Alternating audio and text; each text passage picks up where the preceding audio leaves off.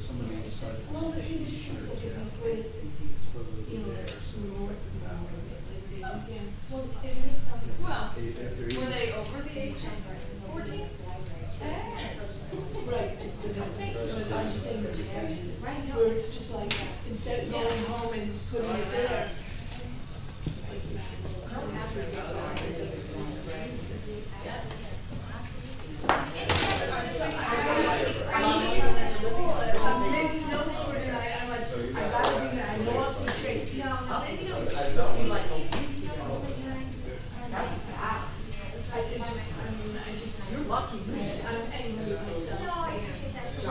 You're lucky. Yes, I am. That's my friend. Really, like, you at least talk to us. Oh my God. Oh my God. Really, I was that there. You just need to attest. Yeah, I will test them.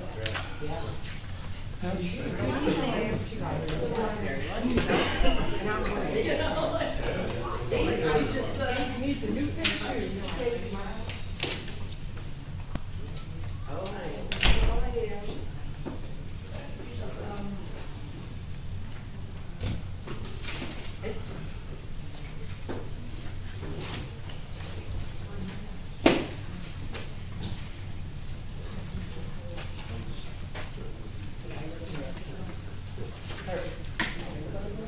Oh, I'm sorry, Oh, no, I yes. can do it. Yes, you can do it.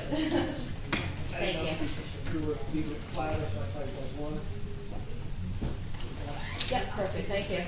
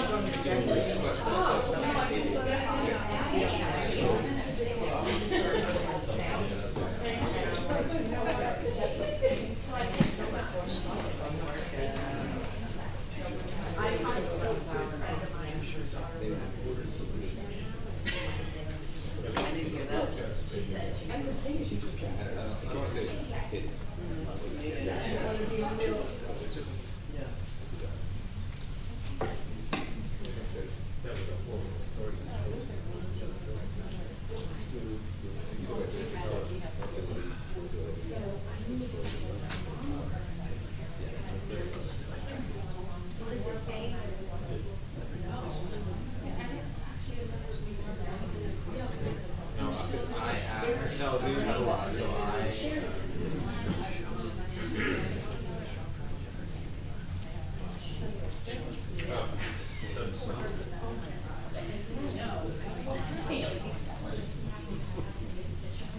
It's always better to make something.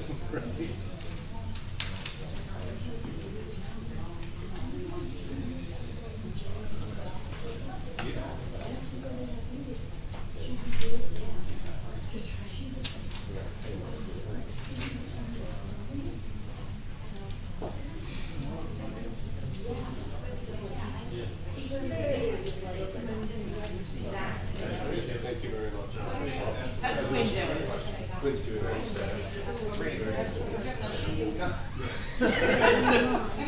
Kind of has to do it. I was asking her my town after. When I won the election last night. Oh, congratulations.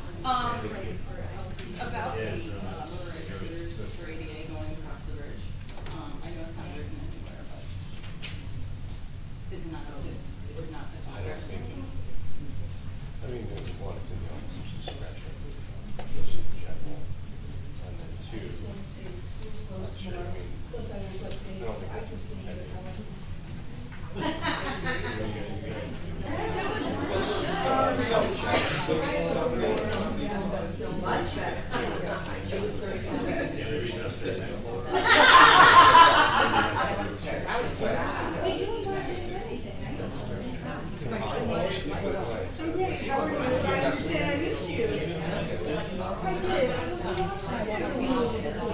Gotcha. So right on my way. I can still go.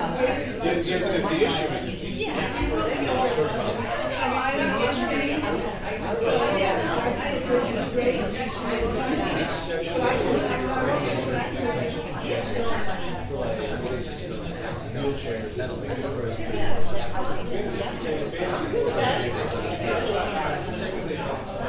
I used to try to get up to 30.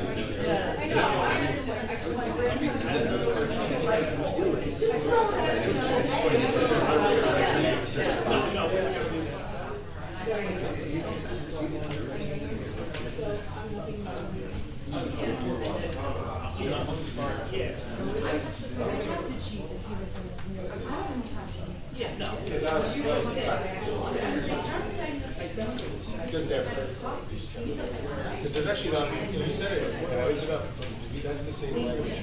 Talk about that. We don't have an exception there. Talk about technically, but the section. Two, I think it's 2021.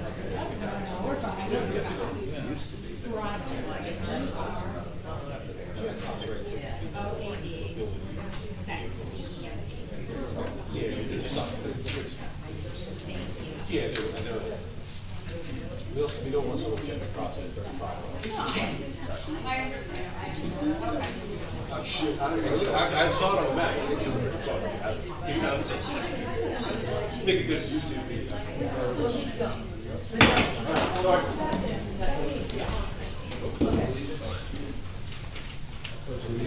To the flag of the United States of America and to the republic for which it stands, one nation, under God, indivisible, with liberty and justice for all. I wish to announce that 48-hour notice is required under the Open Public Meetings Act was emailed to the Asbury Park Press, the Post-Star, and the New Poster on December the 13th of 2022, that a copy has been placed on the bulletin board in the Borough office and that a copy has been filed with the Borough Clerk. As a courtesy to the public, this meeting may be attended via Zoom. If for any reason the Zoom portion of this meeting fails or is disconnected, the in-person meeting will continue and action can and will be taken, providing that there is a council quorum. Ms. Noble? Here. Mr. Gubatose? Here.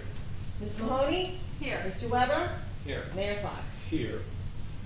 Okay, good evening, everybody, to our 21st meeting, or 20th meeting of the year. Get ahead of ourselves. We have a number of things to cover tonight. We'll continue to work our community opportunities. We have one workshop tonight, also have two ordinances for introduction and no adoptions. We're going to go into executive session at the beginning of the meeting for a couple of reasons, but we will be retiring to the conference room here for about 30 minutes. So I'll make a motion to go into executive session 2023-262, retiring executive session to discuss pending anticipated litigation matters, co-litigation, and JIF supplemental assessment. And I forgot, I'm sorry, we have our friends from Meter Law here that are going to join us. Second. Mr. Noble? Yes. Mr. Gubatose? Yes. Ms. Mahoney? Yes. Mr. Weber? Yes. Mayor Fox? Yes, so we will see you in half hour.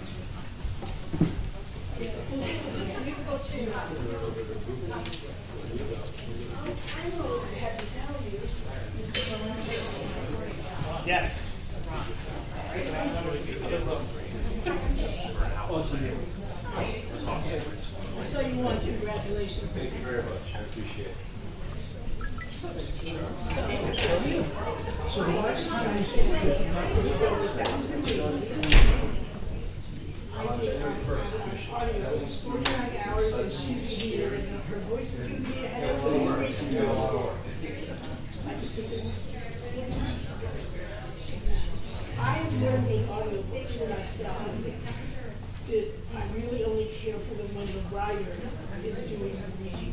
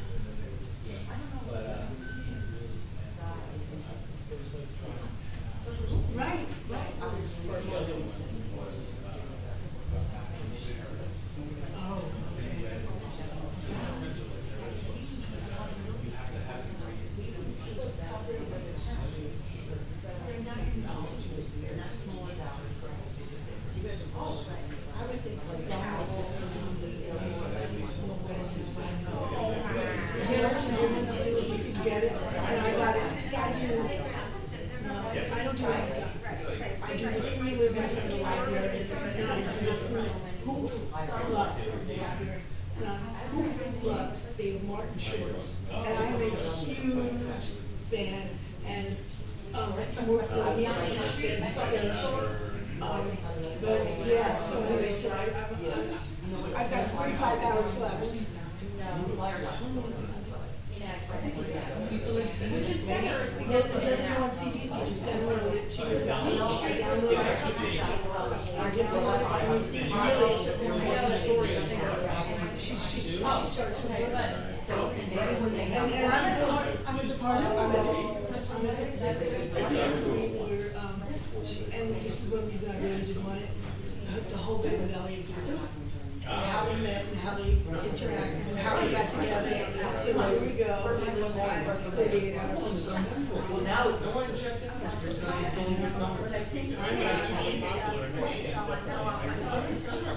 Well, again,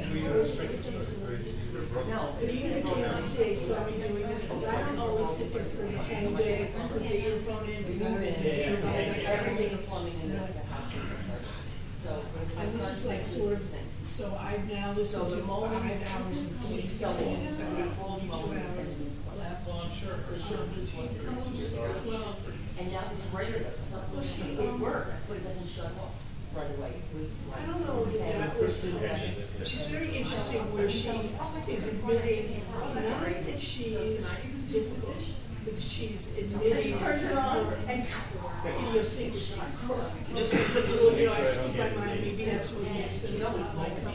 So it's nice that she's at least in front of a long person, finally say that. But I just thought that she'd like get a kick out of that. And especially, because we're especially into the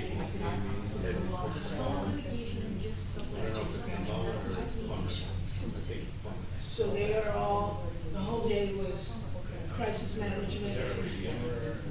And the kids, I have a kid, a sibling in high school and a sibling in middle school.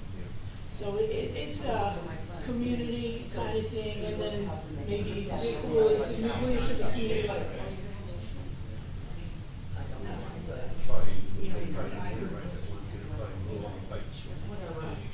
So it was advertising now, and she does 3 years.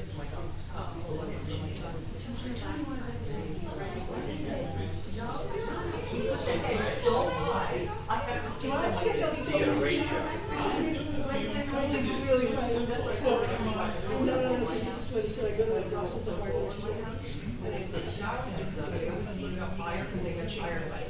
It's like the only they were allowed to go on the stairs. And I said, by the way, I said, well, I'm going to have to change them. And I'm like, is this like really going to be a big deal like it when he goes, well, let's put it this way. I went to my sister's who lives in Virginia. He said, I'm going to put 86 of these. And he pulls out this white plastic. I'm like, okay. He goes, you won't be as bad. You're not 86. I'm like, okay. I'm like, wait, he goes, yeah. It's not time to do this. I'm happy. And I'm cheap. I'm not worried about it. You know, like, thank you, so you talk I got the paper from the mortgage company saying that they filed, so to speak. So now I have to wait on the job. But at least, the mortgage company is in Tennessee, in Texas. Well, they're going to processing centers, you don't know. But if you see,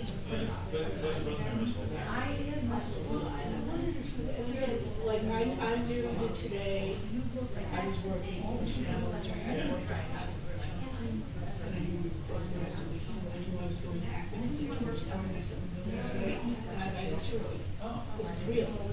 So I thought to myself, like, it's a shame to be that close, and not just say, she said that, and I said, I thought, I could have visited a different day, how much company she needed. We just stopped by for maybe a grocery store. But it's a nice store. You know, it's like the hospital. So you probably, again, she's got to be there. Oh,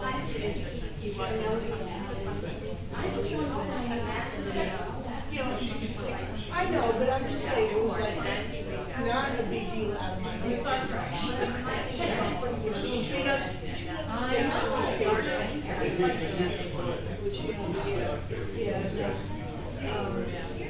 But I just like to get it together. And I mean, like, next week, I can do it, see how to, if you do it, and I'd like to do the end of the Cooper Woods, the one I know about, the one where who's not part of the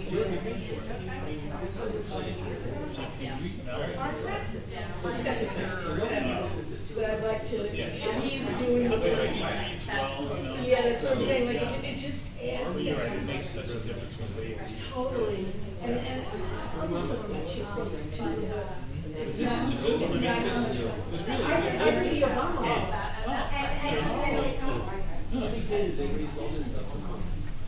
Yeah. You know what I'm saying, like, right, because, you know, and the days of the kids off there, like, That would be, yeah, it's today, you know. We're being hot. Municipal had to be How you doing? Yeah.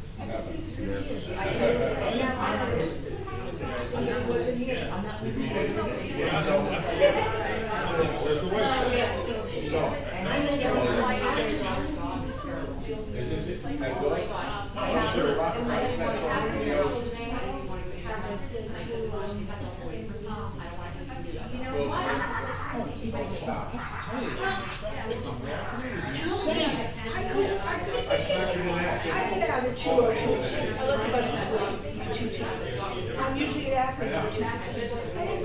Well, maybe you know something we don't. I don't know what was going on. Like totally. No, he says. Like, as if it was Wednesday before Thanksgiving. Yes. Not, That's tomorrow, I had to get the other. I was in. Yeah, I got three of them. I was like, that dog's not too bad.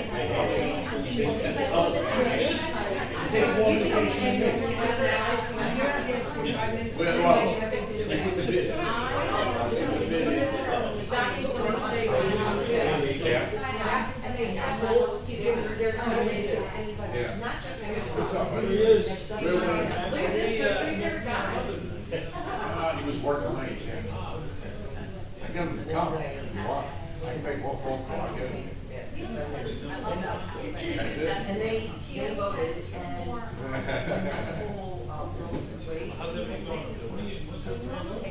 Well, right now, we have a soft opening, we're open for medical. So, you know, but that's dead. You know, you gotta have a card and stuff. Well, you know what I mean? The sales are slow. Yeah. So, they were just waiting, now we applied to the board for recreational. So now they're not having a meeting in November. So hopefully December's meeting, if we're on, get on, and they pump it, and that's it. Well, we're all open, but we'll just, I hope so, You know, long time waiting. It's a 5-year project. It's got to start. When it first came down, these guys first came to me, and then, you know, we had the bank out, and stuff. It's been 5 years. Before I die, right? Yeah. Yeah, before they get everything. And that's it. That's it. You know, there's a lot. You know, the construction, the loss of rent, out there. That bank was paying $47,000 a month for that spot. Yeah, it's a lot of money. Now they are, yeah.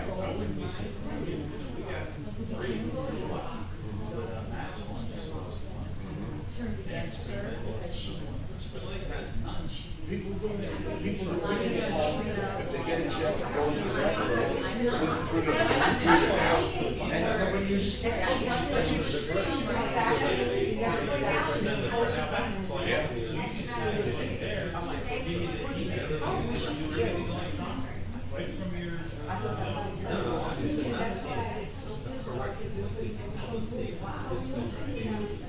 They don't know what all districts are. Post office, all that, you know what they thought. I'm right, so I'm right. And that's what he said to me. Now they have them.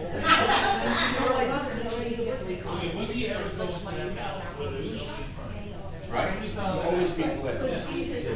We have 3,000. Right there. I bring it up. Chase was a lot of that. Chase is a busy guy. Well, she said, well, but choosing in the You know, it don't even look like, it doesn't even look like it's open. It's so dumb. our body, but I learned all that I want to learn my life should go to the light. Okay, so We don't know why are you so much? I understood what and it didn't, and it wasn't a plan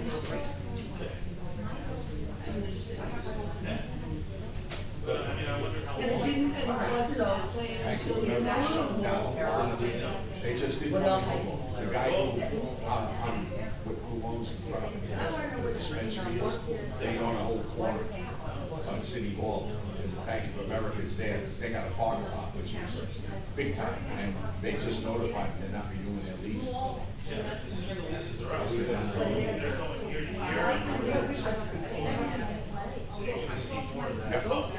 the more reason to give them our money. Seriously. I don't know if it's kind of people bring their money, but you know, Carmen is a loss in the party. So we sort of did it. Because I believe that, you know, pull the money out of their lunch. That's what I think. I don't know. Because that's the whole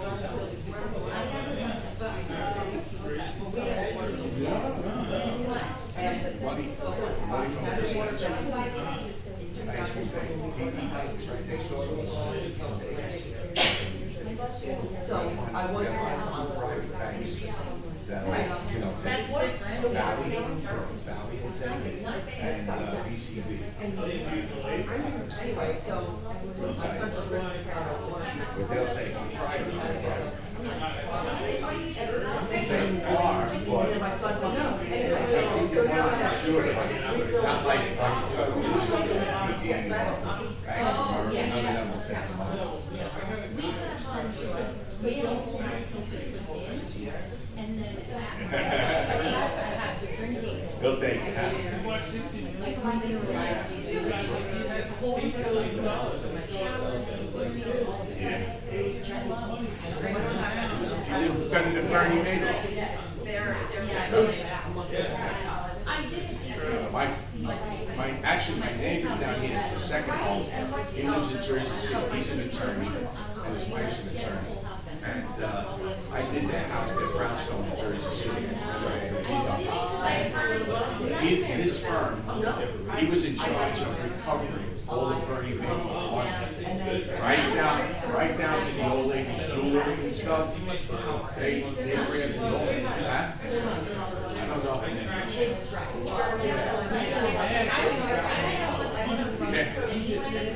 They did.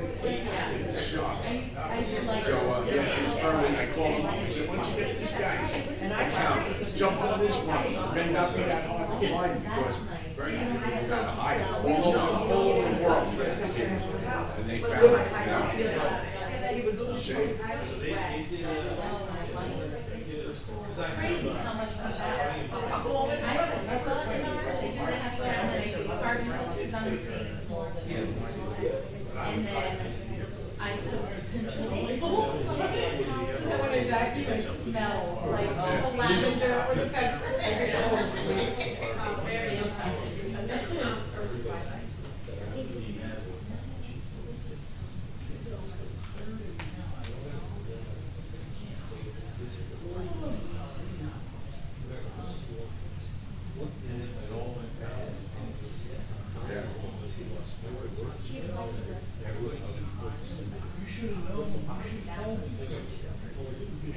That's right. So, yeah, this guy, what Keith was telling me, like how he did it, what he did, was just amazing. It was just amazing. The guy, he slept pretty good for a I while. was gonna say, yeah. He slept good for a while when he had it Before that, rolling. it was like not really. One of my father's best friends, represented a huge foundation. And all got lost. And these are, I'm going back to people, like, you know, I sat on this man's lap, you know, they were the co-workers, the inner circle of all of us. And like, they kind of, okay, but it was just a huge, like, again, a foundation. And then there's providing somebody, I started, you know, finding somewhere and looking at you on board. And so, you know, you look at that kind of, you know what I'm saying, like that's the American dream, right? You know? I'm still sweeping the floors. Don't we all, because we do what we have to do. You know, so like, so have those excuse me? Hello? I mean, let's go with it.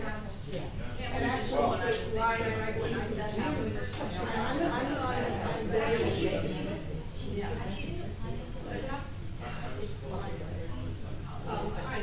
I'm always Should have brought some samples. Calm everybody down. exactly.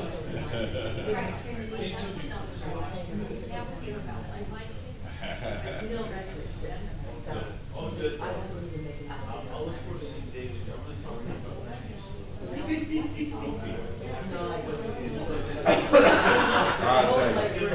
I gave.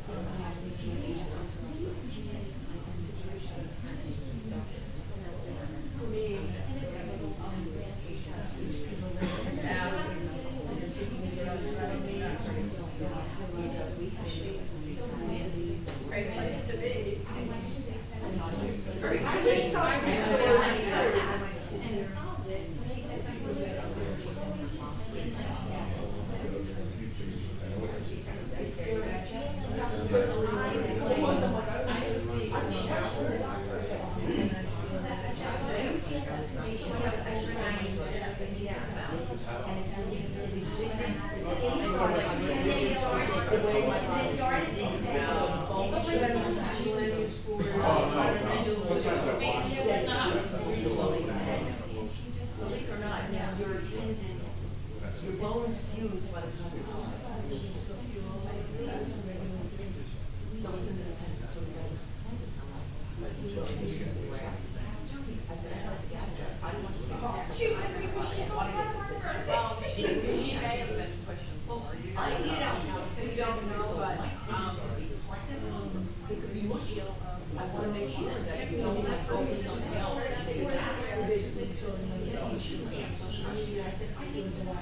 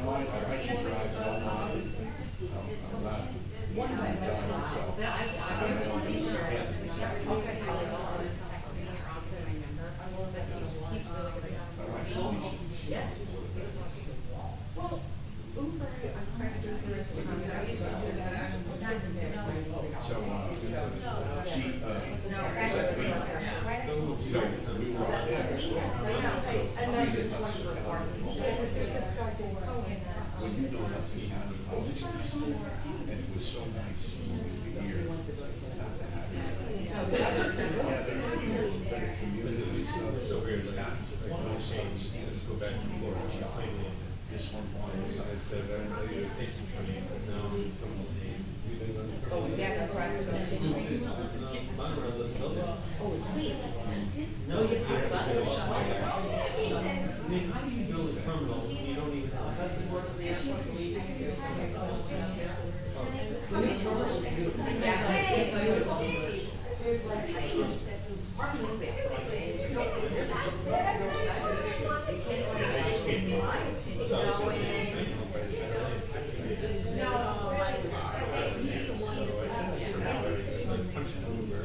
It's like 78. Yeah. Okay, it's pretty good. I get up to the gate, take that 9.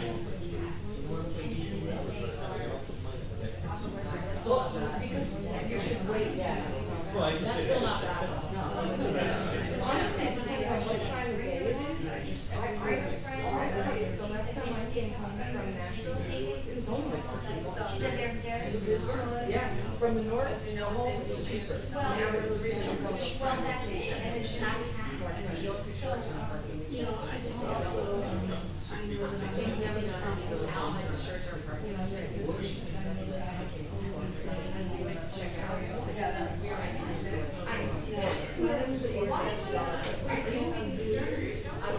It's like they never end there. Very good at everything.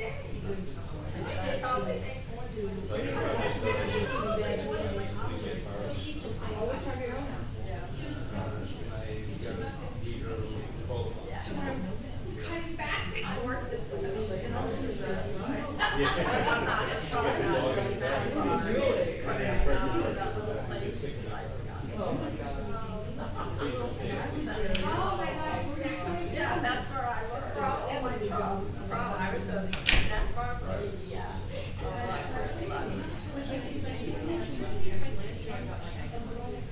Oh, I know. I just think This year,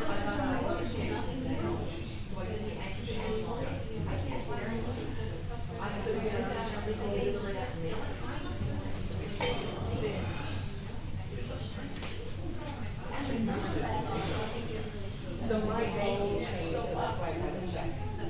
She said,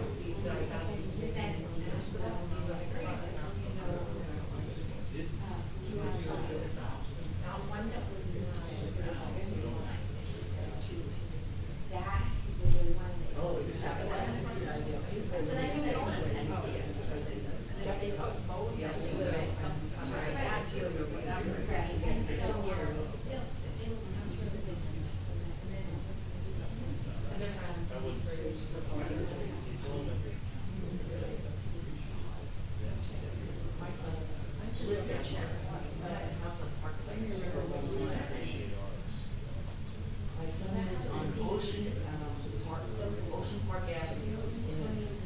The one on the train house, you know, and the dinner house. So the house he lived in was 13 years.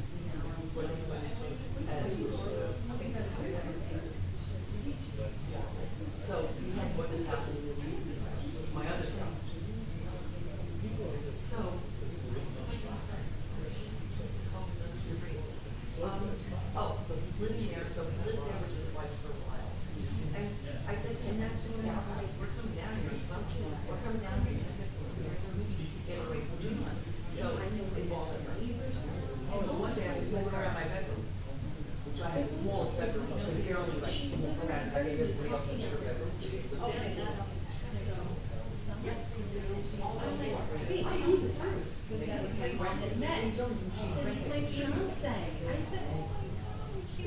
My son said, you talked to her that way. I said, not for anything, but this is her house. So what I don't think it's we're talking about really high. And then you stay in And then I told her, I used to walk in the shelves like you really go ahead and I just I hold this one's for you. I just have to go there.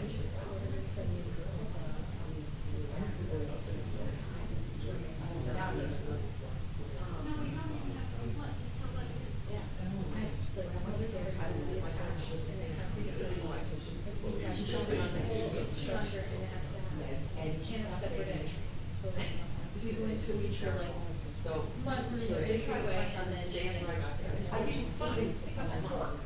So I don't know. She's really nasty to me. So anyway. the house is. It's on vacation up in Maine to take me around and do stuff. I smoke concerts with me, but when I something what? I said, I can't take you anymore. I said, isn't she taking your next shift? No, it's great. No, I mean, I like the big one on the survey, but that's a good spot. I said, I don't want to hear anymore. You need to go talk to someone. Because you have to go and you can't drink any coffee. No. Yeah.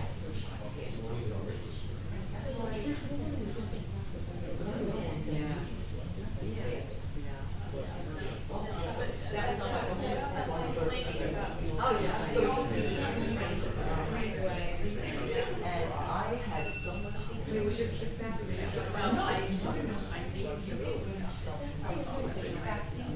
Really? What kind of guns did you shoot? A 9, a 45, 8 block rifles, and What? a shotgun. And you've never had that shape before? The shotgun. Okay. The shotgun, you should On the side back? but the other one, the way, I had no idea you were out of line behind. What are all you people hanging out here for? Wait for you, John. Huh? We're waiting for you. Well, here I You am. gotta get out of the room again. What is the meeting over? You're leaving? Nah, I can't stand those people. Ah. How you doing? So, yeah, it was so much fun. So I said, you got, I don't So know she how you got one years years on on this year, but I do know how to spend it. So when they were talking about. I see what you're saying. I couldn't have to read it. So I got what?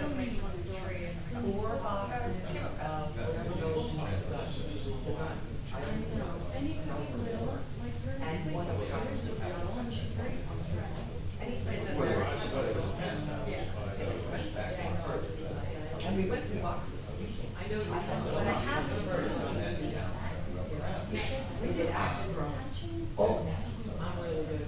You're good at action room? Oh, good. So you have to sit here. It's really a drag on. It's just really somebody on that thing. And that one was like good, right? It's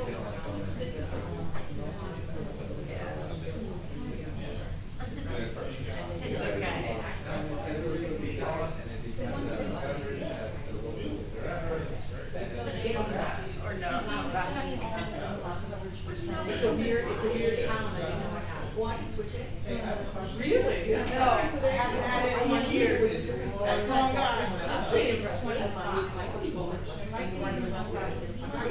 Lori? And then the next time I got the other page says, what do you want to know? That's really good.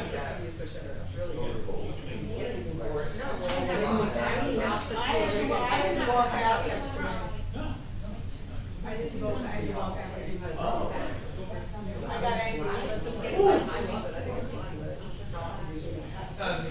No, I will, because I was a bit, and I overreacted. I was usually. Maybe I don't want to go. And then we play architect, so I love that.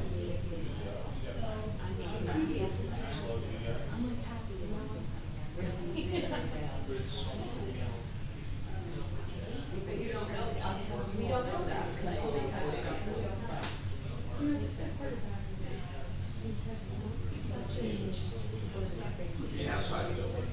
Yes, but the building was just like. I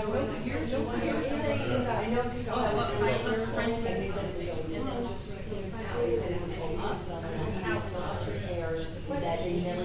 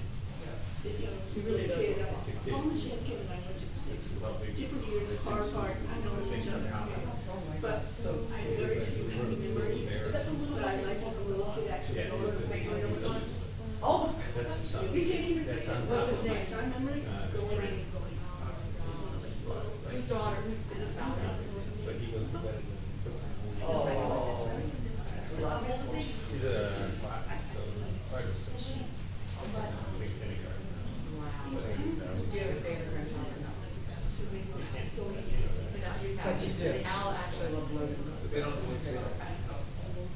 I actually know Logan the most too. I know Logan's the best, right? She knows me. I do know that, I know that, but Logan is just one of them. I just want to break that. Oh, Ladybug. Oh, I was on their list. It's gonna be hard.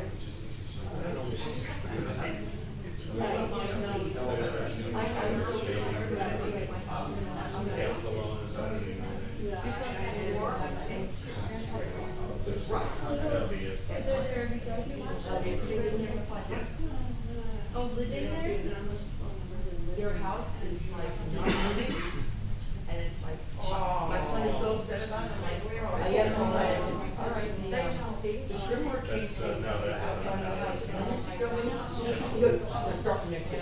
I said, got it, he's not building, he's redoing. Oh, okay. Which was a whole show.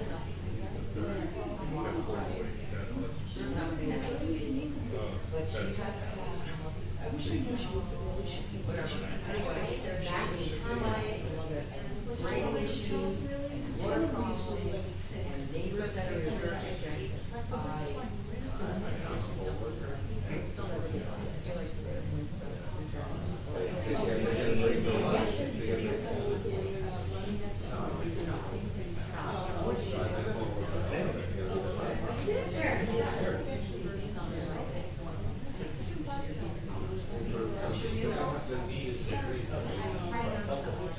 What year did you meet?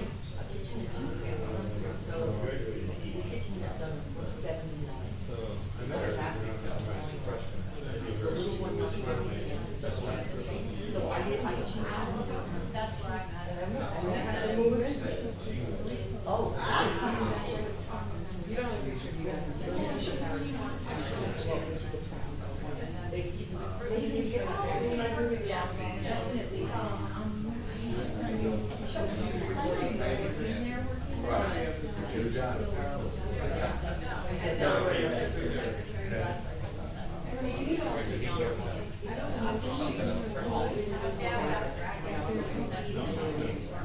I did.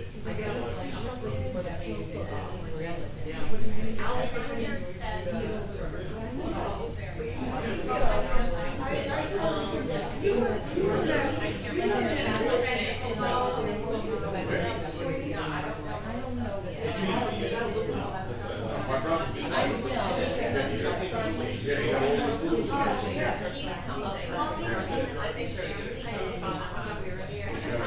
Yeah, they got everything, you guys have got it. Oh my God, I am so glad. Yeah, as soon as it's Wow, because it's been- But tonight we just got the drawings for everything, you know, with all the particulars in it. No, slab. I haven't been there in a Slab, single block wall. A little bit, there's a small space in the back, and there's some roof on the side, and up in the front, we're planning on cutting a hole in the front. This is like a garden area. But facing it on the left-hand side, that's kind of like a garden area, so maybe we're gonna put like a whole room for a little nice seating area out there. Yeah. He does, he's gonna go out and come back out, you know. If you did it the way you wanted to, if you did it the way you wanted to, we would have been real cars, they had to have the one that you were gonna come out. and they have this design. Sunday, I know, I think that I said I'm not spending that kind of. Oh, okay. No, okay. You're okay. They were there. But 56, 30.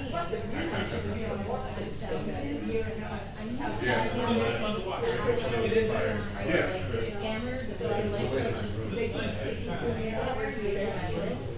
Yeah. and then $200. Yeah. No, it's gonna be a nice job. Looking forward to it. That's to pay somebody who's selling them, and then my husband had a strong bar. So they do every day. That's what I'm saying, you know, so, you know. Do it every day. Some of them settle down. Yeah, my wife, I think she's on this board, my wife, that's how my brother used to, you know, my opinion was, you know, get a local, not like, somebody. Yeah. But she needs it, and she's. But drawing so far, when I saw preliminary, they were like good.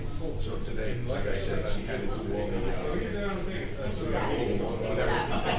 instructions. So I take it off, lets it go, everything's going. I didn't see them, because my sister-in-law told me before I walked over here. She said, I got the drawings for you, because they live next door. And I said, I'll go to the meeting, I can go tonight. Tomorrow, I'll walk it up, take a look. Yeah,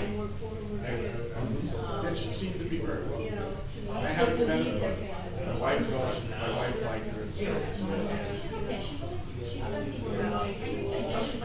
Yeah, and she's. I'm walking down working. That's it.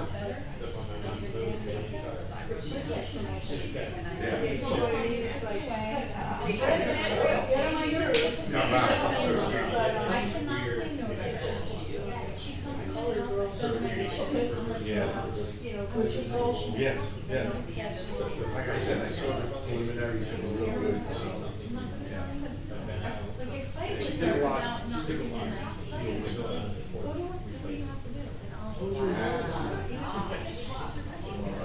And, so, you know, she did a lot. In fact, that's the thing. I don't sit. I go to watch my son, the dog who's got separation. She did well. Everything's good. Anyway, small.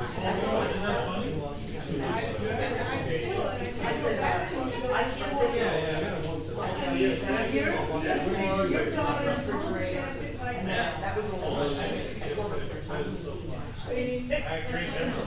That's where I live in my bicycle.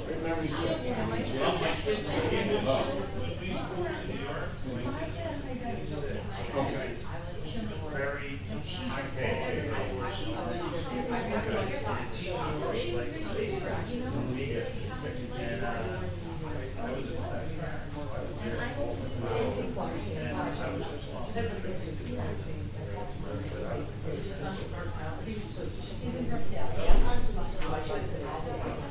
Yeah, he's doing good. He's just like, he's in trouble. Yeah, he likes it. He's excited about all the stuff. I love so it's fun, it's nice to see.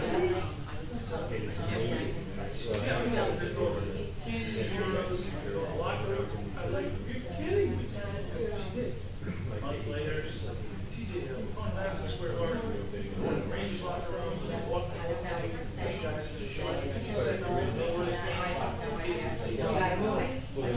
so that when they played the Raiders, they were with a release from LTD. Oh, okay, sign this release. So,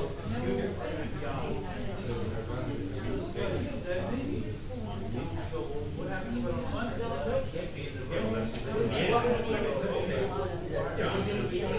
Yeah, This Holbert is Lenny Kravitz, his second grade teacher. He's coming in to talk to us and play a song in our class. Wow. Oh, yeah.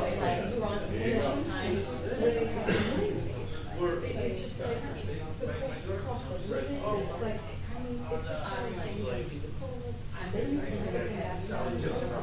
this Holbert is going to be on the show.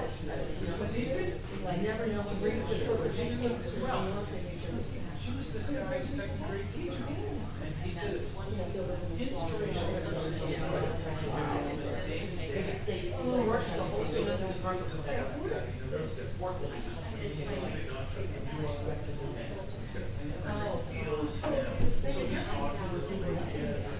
We had this personal person who was the most inspirational person. He's like, Really? I know. Why are they doing this? yeah.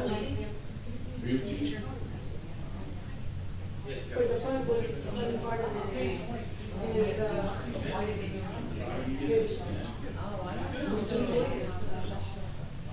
we pay them PS6 and phone machine.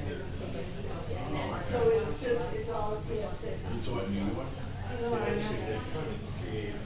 Functional, I sort of stuff. And now we will. Did I write it out so we get it? Yeah. That's great. That's New York. Another Friends, kids, Oh, no. No.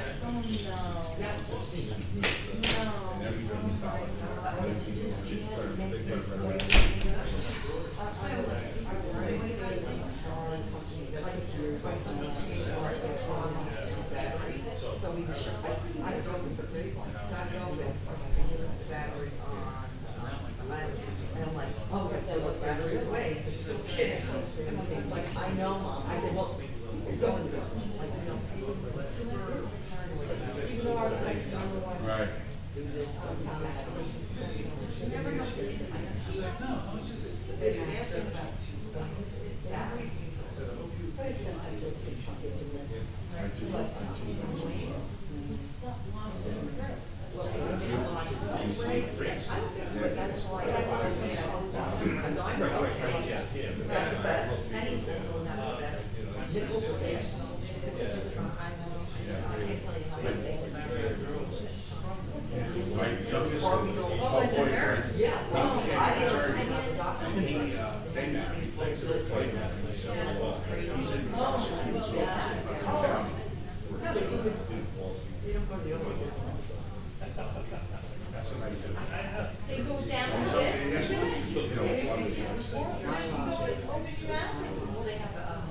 Things to stretch it. I know, because she just said the youngest, we just put a pin in her, she works in, and yeah. He's in Hudson County. And he don't really want to travel, so, you know, it works out. Another little girl, she showed me where she had her nose. My uncle did a beat here when he was a kid. And the parents couldn't get it out. The doctors. Just have a little battery, that's it. And she sneezed. Oh, Yeah.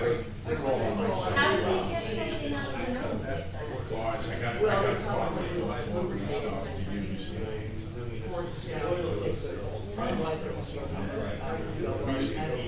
I used to wake up on a Saturday morning.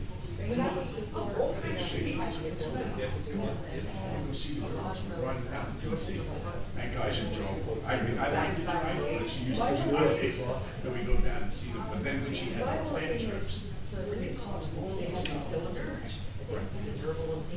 Stop it. Yes, and then you go crazy. they do all this stuff. All right, let's go. And they used to bring all coolers, all this stuff. I was, oh my God, we were on this morning crazy. And the girls would the areas, so like we would maybe get down there early, and it was like we leave by here at 6 o'clock. We get there, on the way out, we have something to eat, but then we go to the museum, something down there, and then we come and meet up with them, we meet up with the girls, we would do something with them, and then have brunch. After brunch, we get in the car and go back. One day, and then we would want to stay home. Yeah, you can do that. 4 My hours. other daughter lives in North Yeah, they were like, it was fire. They wanted to get out.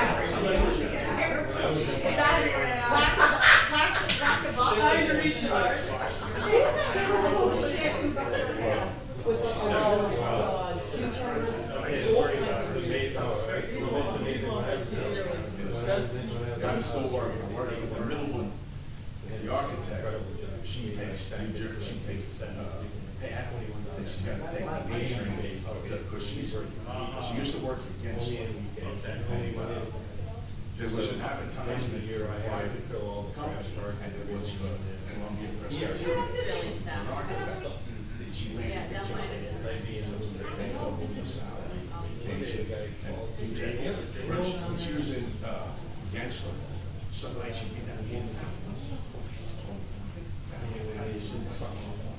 She used to knock down the lady. This place, don't worry about it, tomorrow we get to it. Operating rooms, and buildings. So she said, when we get to the end of the line, we're moving. Well, they call them campuses, all the buildings. What happens? Funded money. Back, we're rolling stuff out, it's all again. All always best. Substantively irrigated, and that's why, right. It's on that page right there. That wasn't helpful.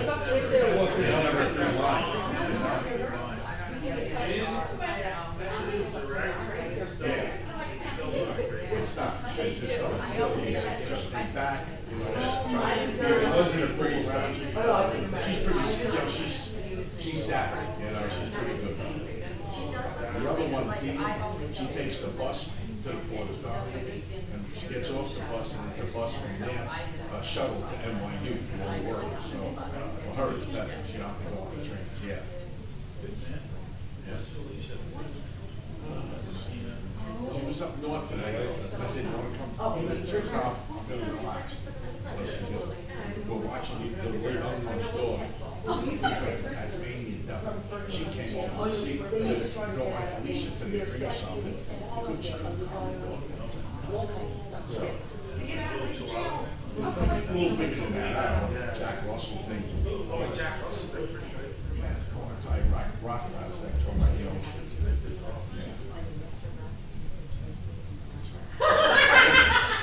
She was cooking it, she said. Well, yeah, we have that. Oh my God.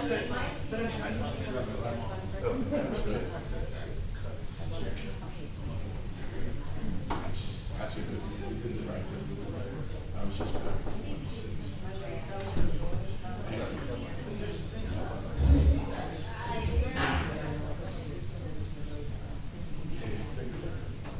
Yeah, that's good. That's good. We can just see them too. Oh, 60. Oh my God. Yeah, 60. I got mine. 66. And it's more than Her husband's at the church.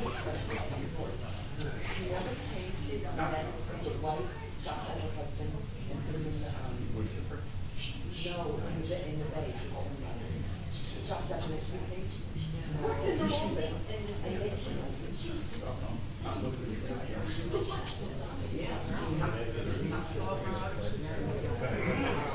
yeah. What's the bay by?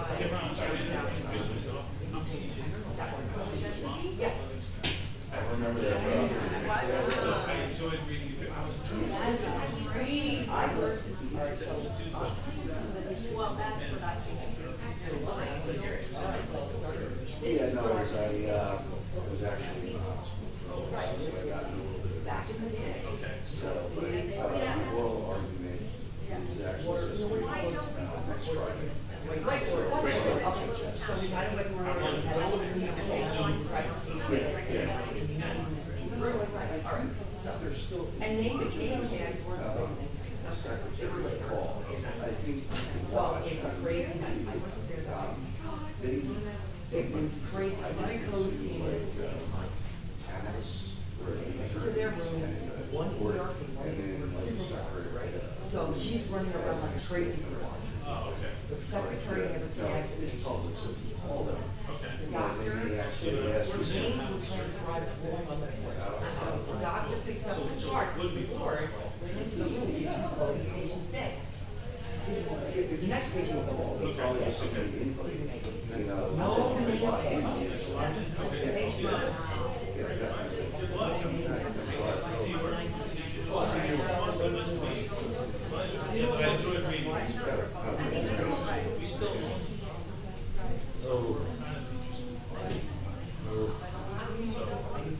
Some of the guys probably have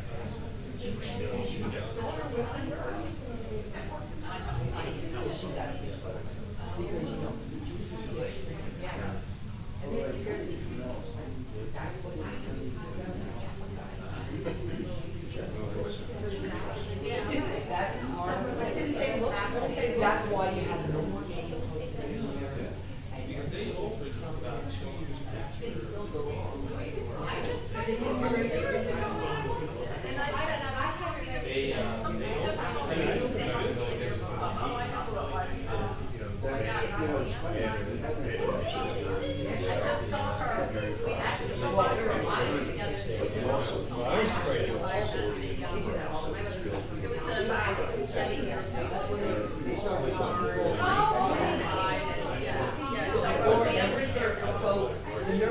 Yes,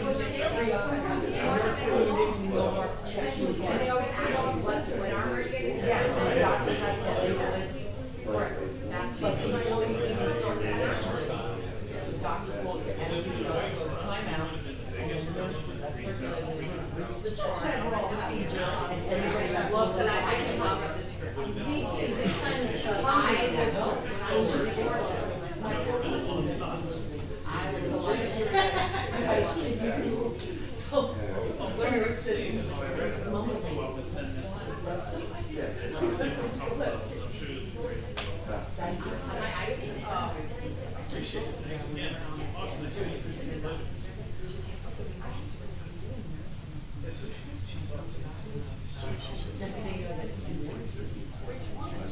Oh, the minute, oh, yeah.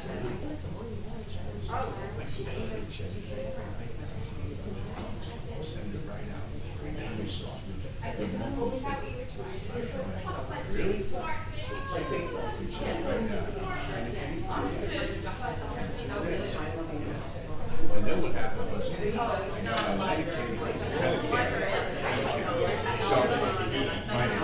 says to me, he says, Social Security, Medicare, But the other place, I said, yeah, we should have a medical contract, and she would like this for the rest of her life.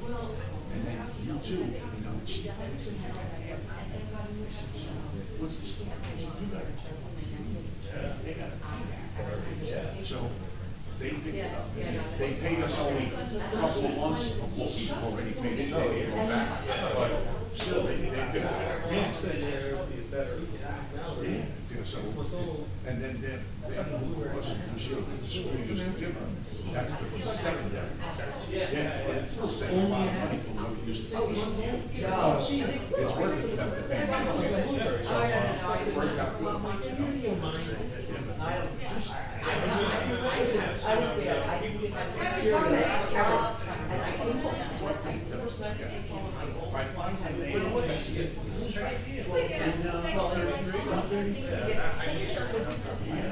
Right over there, Social Security, 66 is there. I look back and see what things are all. And like I said, she was so helpful. Then I called her back for something else, helped me right away, answered all my questions. She was here. no, but I would have never thought that. Not that kind of mother. It was like all the motor vehicle. That type. So, you had a guy though. I had a guy from I moved down to Spongy, this much now, see. Yeah, it's crazy. Everything, another thing, you want what, ABC, that doesn't matter. This, you don't even know what it is. Oh, well, Don't get old. Don't get old. you're probably looking like, it's ridiculous. Oh, okay. Like, I'm actually thinking, I'm tired, I retouched 3 times, like, I'm done, no, I'm done. After they move out, I'm not gonna hire me. I'm not gonna hire me. So what are you up, 11? Oh, okay. Yeah. Have you do holidays together, with everyone together? Like we try all of them or something? I didn't do that. I thought it was struggling. Well, you know, we do, even when we do, we don't, we just sit down, we just rate.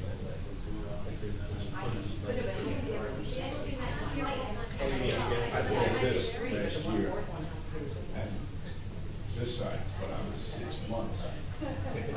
My friend is an orthopedic doctor in New York, and he was working for someone like that.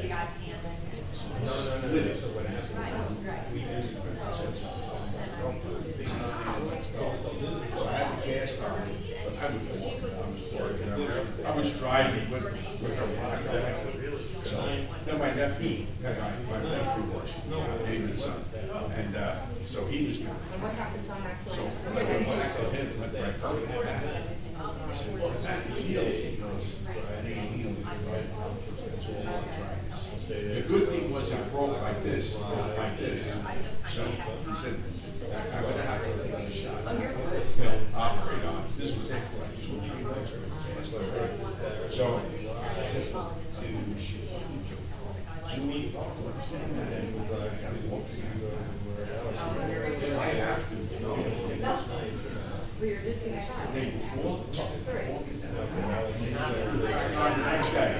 day before, I said, you're gonna do it. I said, I'll cut it off. I don't give a shit. So he goes to me. So anyway, I did 10 minutes. 2 shields on each side. Put it back together. Roll it up.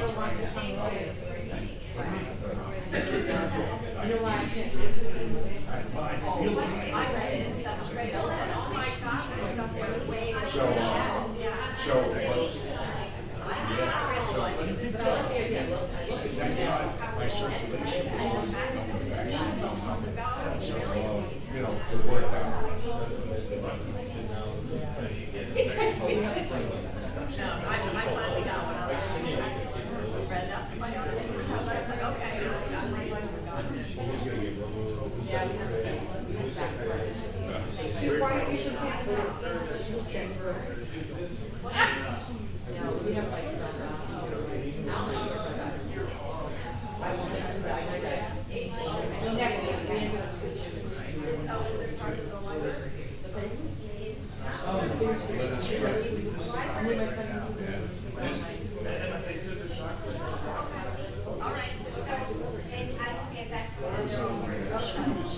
I don't walk on crutches. Yeah.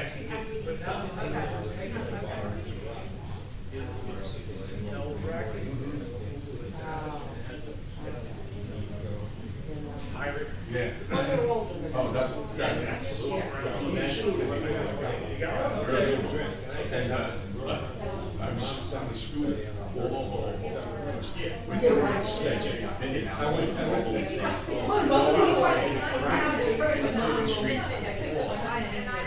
Tongue was exposed. Gas, the first gas, so he said, sure.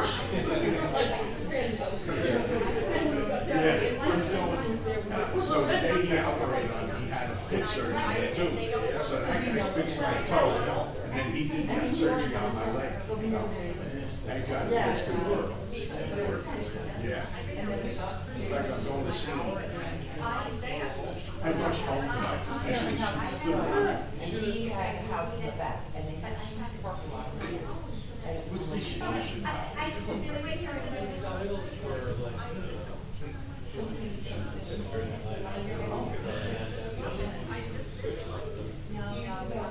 Oh, you're down for the weekend?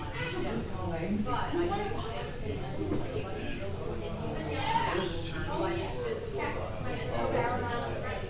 town?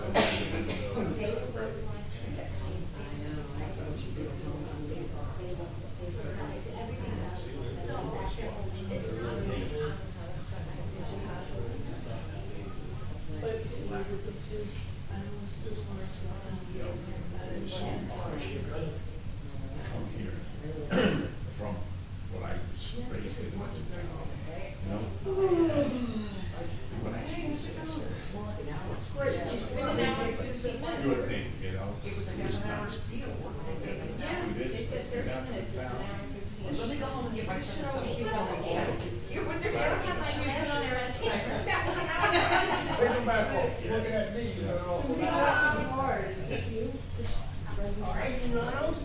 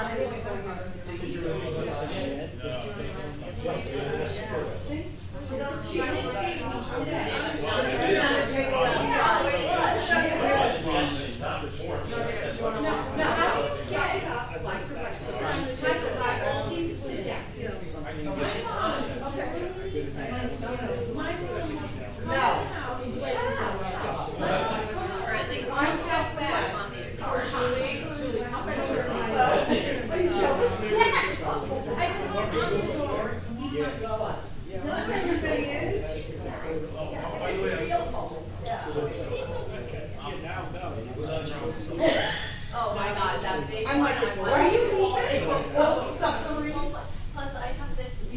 That's so good.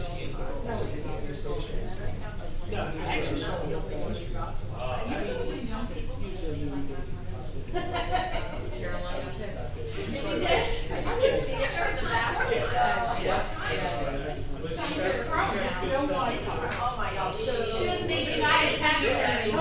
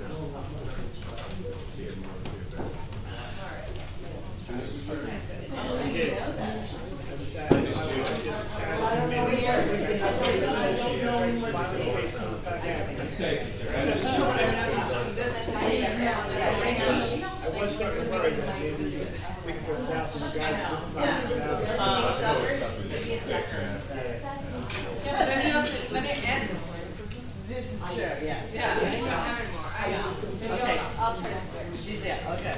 Just for, you know, voice of honor. We might start to get really nasty though. Oh, no. They'll fit right in. Oh, my God.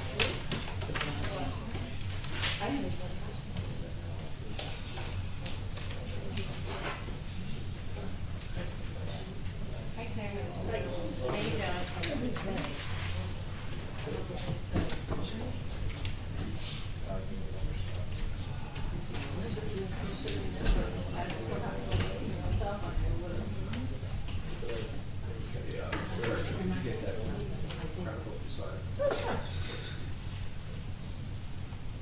Okay, sorry that took much longer than we thought, but I think we had a productive discussion that we got ourselves some direction on the key areas. So I appreciate your patience.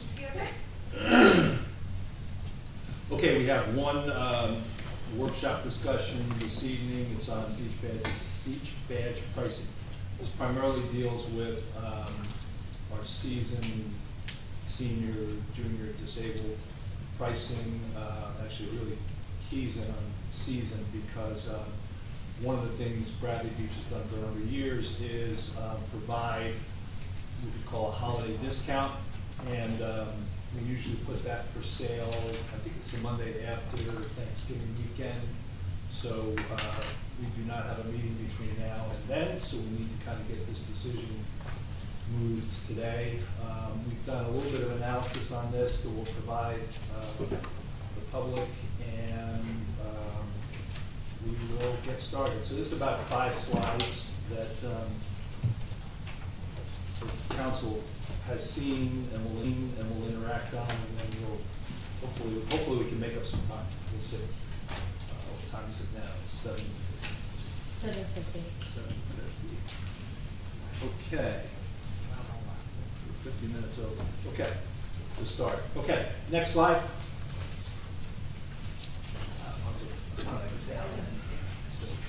So, the first thing we looked at was some comparatives around the area. So Alon by the Sea, Belmar, Bradley Beach, Deal, Lock Harbor, Manasquan, Ocean Grove, Seagirt, Springway. So you can see the adult badges prices range anywhere from $70 to $150. Senior and juniors, they're all over the place. I would say if you look at the yellow line for Bradley Beach, we're priced at $80 right now for season badges and $35 for seniors, $35 for juniors. If you look at some of the other towns, we're pretty, well priced. On the daily side, we're kind of right in the middle. I don't know if we call it the middle, but all these towns that we looked at, we looked at 1, 2, 3, 4, 5, 6, 7, 8. We looked at 10 towns. They're either $10, $11, $12, and we're at $12. For those who don't remember, I'm sorry, John. In 2020, because of the lack of being able to foresee what was going to happen with COVID, we took our daily prices from I think 10 to 13. And you'll see how much we made on that in the next slide or 2 slides down. We backed that off to $12, and I think we've been at $12 for 21, 22, and 23. So that's our comparatives. It's just a point of reference. Okay, if you go to the next slide, please. The next slide shows kind of an 8-year overview of our badge sales. We did, on the season side, that includes season, junior, it includes season, senior, junior, disabled. The majority of it's seasonal badges. So from 2016 to 2019, and then the dailies are the dailies. From 2016 to 2019, we averaged about $1.5 million in sales. COVID year, clearly, it was a good aberration for us because it built our surplus and provided us some real ability to do some investments in the beach. So that was almost $2.5 million. 2021, 22, 23, we've been at about $1.9 million up or down. So even though we took a significant reduction from 2020, we've really still indexed up over that $1.5 million average of 3 years, which really says that people kind of found the beach again and have been coming back. But we have seen some volume deterioration over the last couple of years. But our total units for 2023, we sold about 95,000 badges in total. Next slide, please. This is a little bit of an eye chart, but because of the last 2 years, in this analysis, we're assuming we're going to take, this is just for season. Last year, we sold about 15,600, 700 adult, senior, junior, disabled.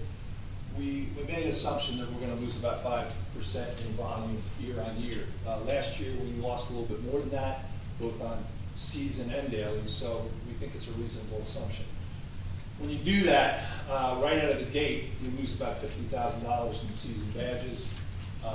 If we took the badges up about $5, actually $5, we pick up about $22,000 and $10 about $96,000. As it relates to the discounts, the value of these discounts, so that $20 that we give right now, selling it for $60 for the month of December, that costs us about $141,000. So it's pretty significant when you look at the total price. So we hadn't looked at this level of detail, but Sean Heater, Chris Clinton, I should have mentioned that in the first slide. Sean Heater, Chris Clinton, and Joe Sarno got through a lot of these numbers for us. So we appreciate the fact now that we have some unit sales and some dollars that we can talk through. Next slide, please. There's 2 more slides. So a few options to consider. The numbers you see on the left from 2016 to 2023 are the slides, the numbers you saw before. So if we sold, if we went to an $85 season badge and only a $15 discount versus 20, our season badge number we're projecting, even with a 5% hit in volume, would be about 971. We did reduce our dailies down to 907 from 955, and it's just, again, a 5% potential deterioration. And that brings us to about $1,878,000, which is higher than we made this year, but it's marginal. If you look at a $90 and a $15 discount, it's about $1,953,000, which kind of is a little bit over that midpoint, getting us back to even with some 5% volume loss. The 5% volume loss is worth about almost 800 badges, so 800 badges is not a small number. Some things to consider in the bottom box. In talking to the council, nobody was really in favor of touching daily prices, daily badge prices at $12. Operating costs will continue to rise with statutory hourly increases like salaries, and we'll cover that next. The cost of McCabe Ocean Park and Sylvan Outfall projects will begin to hit us in 2024, and potential partial costs for bulkhead extensions and pump house renovations may or may not hit us, depending on. We're going to talk tonight about getting a grant that would give us the ability to get another grant, hopefully, so that we can get that particular one of those things paid for. So those are a couple options we've talked about amongst ourselves. I didn't cover the forecast. We forecasted $1,900,000 in 21, $1,900,000 in 22, and $1,800,000 in 23. We missed slightly the forecast in 21 by $18,000, and we beat the other 2 years. So we've been pretty good on the projections. Next slide. This is a, believe it or not, a reasonably simplified view of revenue, expense, and surplus. The detail that you get in the budget review is much more in depth, but this shows our 23 and 24 projected. So the 24 projected, we put in the 80, this is just for illustrative purposes, we put in the $85 number. But if you look at our revenue in the last couple of years, we've been $2,600,000, $2,700,000. If you look at our expense, $2,600,000. We got $2,800,000 in for this year, and the big number here is an increase in debt service for the outfall pipes. That's about an additional $195,000, so it's not a small number. And our CFO gave us, he looked at a couple of encumbered funds and said, the surplus will probably come in around $900 in 2024, but it's a projection. So it does show the fact that we're fairly flat on the revenue side. We do have an increase on the expense side. So I think we would agree that it warrants some action. So that's kind of the numbers we put together at this point. So I will be quiet now and see if any council wants to talk. We can refer to another slide or make any points. Yes. Yeah, just so again, residents understand how we, the council, look at this. The beach utility is supposed to pay for itself. We're not supposed to make billions of dollars profit on it. I mean, there is a temptation, it certainly was when I first joined the council, to say, hey, how much more can we charge? Because we can get more surplus and use that surplus to build new ramps and a lot of really good things. And within reason, we've done exactly that. So I just want to start out by saying, as we get into this discussion, our goal is to keep pristine beaches, keep great service, but we're not here to just randomly jack up prices. We need analysis like this that the mayor just walked us through to help us understand what level of revenue do we need to maintain our beaches at an excellent level. But there comes a point where I would say we have a fiduciary responsibility to all beachgoers, our residents and folks who visit from outside of Bradley, that we have a fiduciary responsibility to make sure that our charges are reasonable. So I just want to say that because you could look at any numbers we throw up there and go, oh yeah, everybody else is charging 90 and you're only at 80, charge 85, charge 90. It's not quite that easy. We just want to make sure what we do is fair and equitable. And, Mr. Mayor, the one quick comment is, I wouldn't, at least for me, speaking for myself, I wouldn't necessarily rule out revisiting the daily badge prices. I know the numbers you gave us showed everyone's pretty tightly clustered around $12, but I'm guessing those are last year's numbers. Yeah, they are. I should have said that. That's a good point, that we could see any one of these towns raise the prices. These are based on this year's pricing. You're absolutely right. But we have to, as the mayor said, we have to make a decision basically tonight if we want to have discounted pricing in December for our seasonal badges. So I would just say to everyone, whatever we decide tonight, we'll still have an opportunity to look at the daily badges, whether we keep them the same or change them in a few months. When you look at this number, it suggests that in 2023 there was $1 million surplus. That includes, if I'm reading the exhibit correctly, the 440,000 or so that we borrowed from ourselves as part of our revenue. So the real, I'll call it the real surplus is closer to 550,000. Am I saying that correctly, Mr. Mayor? Because I don't know. And I'll tell you, I get when these guys, because when we talk about surplus, and I'm not going to say that I'm an expert on how surplus works in multi-years, but you encumber funds, and then that goes into your surplus. It's a whole operation. The numbers, those surplus numbers came from the CFO. We've been riding at about $1 million since the 2020. We've been riding at about $1 million, but he looked at what was encumbered, some of the expenses, and said you're probably going to take a little bit of a hit this year. I would recommend 900, but I think they really got to wait till the numbers come in. But we are using, each year we've used 400, but we've regenerated. So that would tell me that we have underspent. Like I look at other expenses, I think you've asked this question. Some of the other expenses on the beach, the line items, they look light in spend versus what we budget, but it's actually helped with the surplus. So part of it says you cut it, and then the other part, well, it's going to generate some surplus for you. So we've been pretty good with the surplus on this one. it seems that we've been adding, certainly carrying, as the mayor just said, $1 million, give or take, of surplus.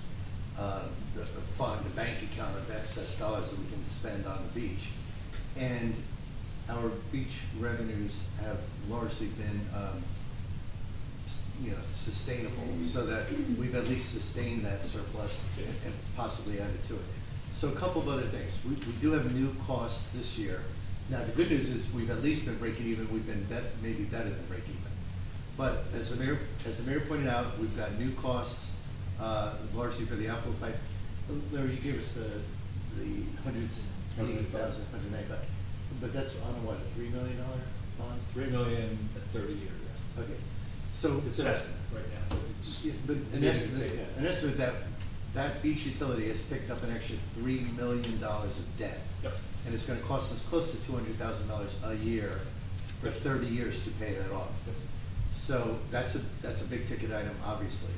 A good news thing is we think the administration is working through a revamped strategy for our concessions, and we may be able to generate 50,000, 100,000, 150,000 more in concession dollars. Obviously, it's going to depend on what people are willing to pay us, but we think the new strategy should generate some additional revenue. So whether it offsets that 190 or not is anybody's guess. I would not suggest we bank on that. So having said all that, trying to distill, oh Larry, I'm sorry, one more question. What's the discount today? It's $80 gross price, but what's 60. Oh, so it's the last couple of years, it's been $20. It's a $60 break. And I have not, and maybe people in the audience know, I don't know of any other towns. I know Avon, I specifically called there last week, and their answering machine says we start badge sales on March 6th, and they don't discount. So I don't know if we do a pretty extensive discount, which people love, but I'm not minimizing it. But and we do get a large percentage of our seasonal sales in the early months, in December. In December, we get two-thirds or more of our season badges are sold in the month of December. So when you look at these numbers, last year, for example, we were selling $80 but in December, $20 discount, and you just heard 80%? Yeah, and that was, the value of that was $140,000. And it cost us, didn't cost us. We discounted $140,000 to the residents, where they bought it. So, when we talk about a $5 increase, we're talking about a $5 increase for everybody. It goes from $80 to $85. But we're also talking, for anyone buying those badges early, we're also talking about another $5 increase because it's less of a discount. Yes. Yes. So, so laying this all out there to say that these numbers roughly generate another $100,000 a year, roughly, just based on the extra $5 on the ticket, on the badges, and we also need to talk about $5 on adults, but probably something closer to $2 on children and others. I don't think we put. Well, my suggestion, I don't think we. Oh, you mean juniors? Yes. I'm sorry. Yeah, we just assumed. Might not be a straight $5. Yeah, could you go back one slide, Michelle? Our assumption was right there. It was 85 or 90, and then for the either seniors or juniors, it's currently 35. The first on the left would be to 40, the one to the right would be 45. So we were adding $5. 5 on the first and 10 on the second. Yeah, to all. To all, that's correct. And I earlier spoke with Councilwoman Mahoney, who said we might not want to do the full $5 on juniors. It's a much larger percentage on juniors. So that's a separate discussion. Bottom line is it's about 100,000 more of revenue that we'd be generating under this scenario. We might have extra revenue coming in on concessions, but we know we're going to have 200,000 more in our debt. So I'll end my comments by saying, so I'm in favor of the $5 for adults. I still want to look at individual, badges, daily badges a few months from now. But as for right now, generating an extra $100,000 in our seasonal badges, roughly 100,000, I think makes sense for the beach utility. But my caveat is, I would say the $5 for adults, but a lesser amount on the badges that are, for seniors and juniors and so forth. Have we ever done anything in between a $5 increment? That's my only question. I mean, I don't know. It's like going like to 35 to 37. I mean, that's what you're proposing, something like that. I'm at least asking the rest of the council to. Well, weigh in. so recognize that 971 that's up there, far right, second to the left. That's $5 and $5. Right. $15 discount. That's generating about 75, 70-ish increment. The 90 generates that 100 plus, 130 or whatever it is. I mean, to give everyone a sense, the total units of tickets that we're looking at, it's around 15,000. Around 11,000 is adult. So, whatever that's, over 2/3 of the tickets would get the $5. And maybe they'll all get 5 once we discuss this. Yeah. But I'm just saying maybe. The junior seniors are about 4,200 units, so that gives you a sense of scale. Juniors and seniors are about 4,200 badges, and the regular are about 1,000. So Yep. it's a significant amount. I mean, the money's in the seasonals, but there's some money in the others too. So, any other? No, fine, thank you. I don't know if you hear what the public has to say Yeah, about this. that's fine. for now. So why don't we do that, and then we can come back. I have one other comment, but yes.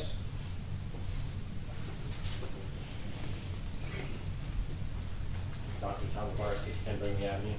The numbers that were figured on the 2024, I know you said about the units were 15,000, but 15, right? About 15.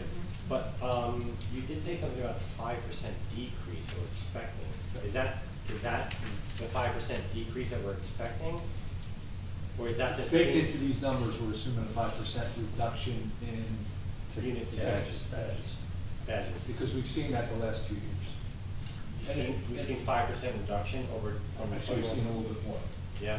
I got more, and our thought is that 2020, nobody traveled. Yeah, I get that. And I think what's happening is people are starting to travel more, and they're not just saying our only option is the beach. We don't know where it's gonna bottom out, but Yeah. we're still doing 25–30% better than 2016. No, I get that. Yeah. My just question was, just to be able to see the number, you know, I know it's only 5% difference, but that's what that number is, like if it's 971, we add 5% to that, is that what it is? Or is it 5% of like the units, like, because you reduce the amount, right? Is that how you The fit it? badges, yeah. The Just the badge 971. sales, right? No, badge units. Badge units. Right, so I'll give you an exact number. Last year, we sold 11,239 season badges. Yeah. We're assuming in this analysis, we're only gonna sell 10,677. Okay. And that's based on the experience we've had the last 2 years, that we've seen. But say we have a great year and a great summer, no rain, the potential is that 5% could still be made up, correct? Like it's It could be, yeah. And that's just surplus for us if it is? Yes. Because and the other question was about I know the salaries and you had all that projected, that's, when are we gonna know those numbers? As far as, because I know everything's gonna be going up with, but as far as. Yeah, the salary number was, I think, 2 or 3%, so Yeah, it's so mostly, it's- but there's statutory stuff because we gotta Yeah. get the minimum wage, the $17. Yeah, I see that. That's all baked into that, yeah. Okay. I know we were talking about budget stuff for like next year. Are we gonna get more solid numbers on the beach utility budgets so that we know that? Yeah, we these numbers close are out, gonna in December, we'll have, I mean, these numbers are pretty close. They shouldn't change a lot. Okay, great. Thank you. Okay. Yes?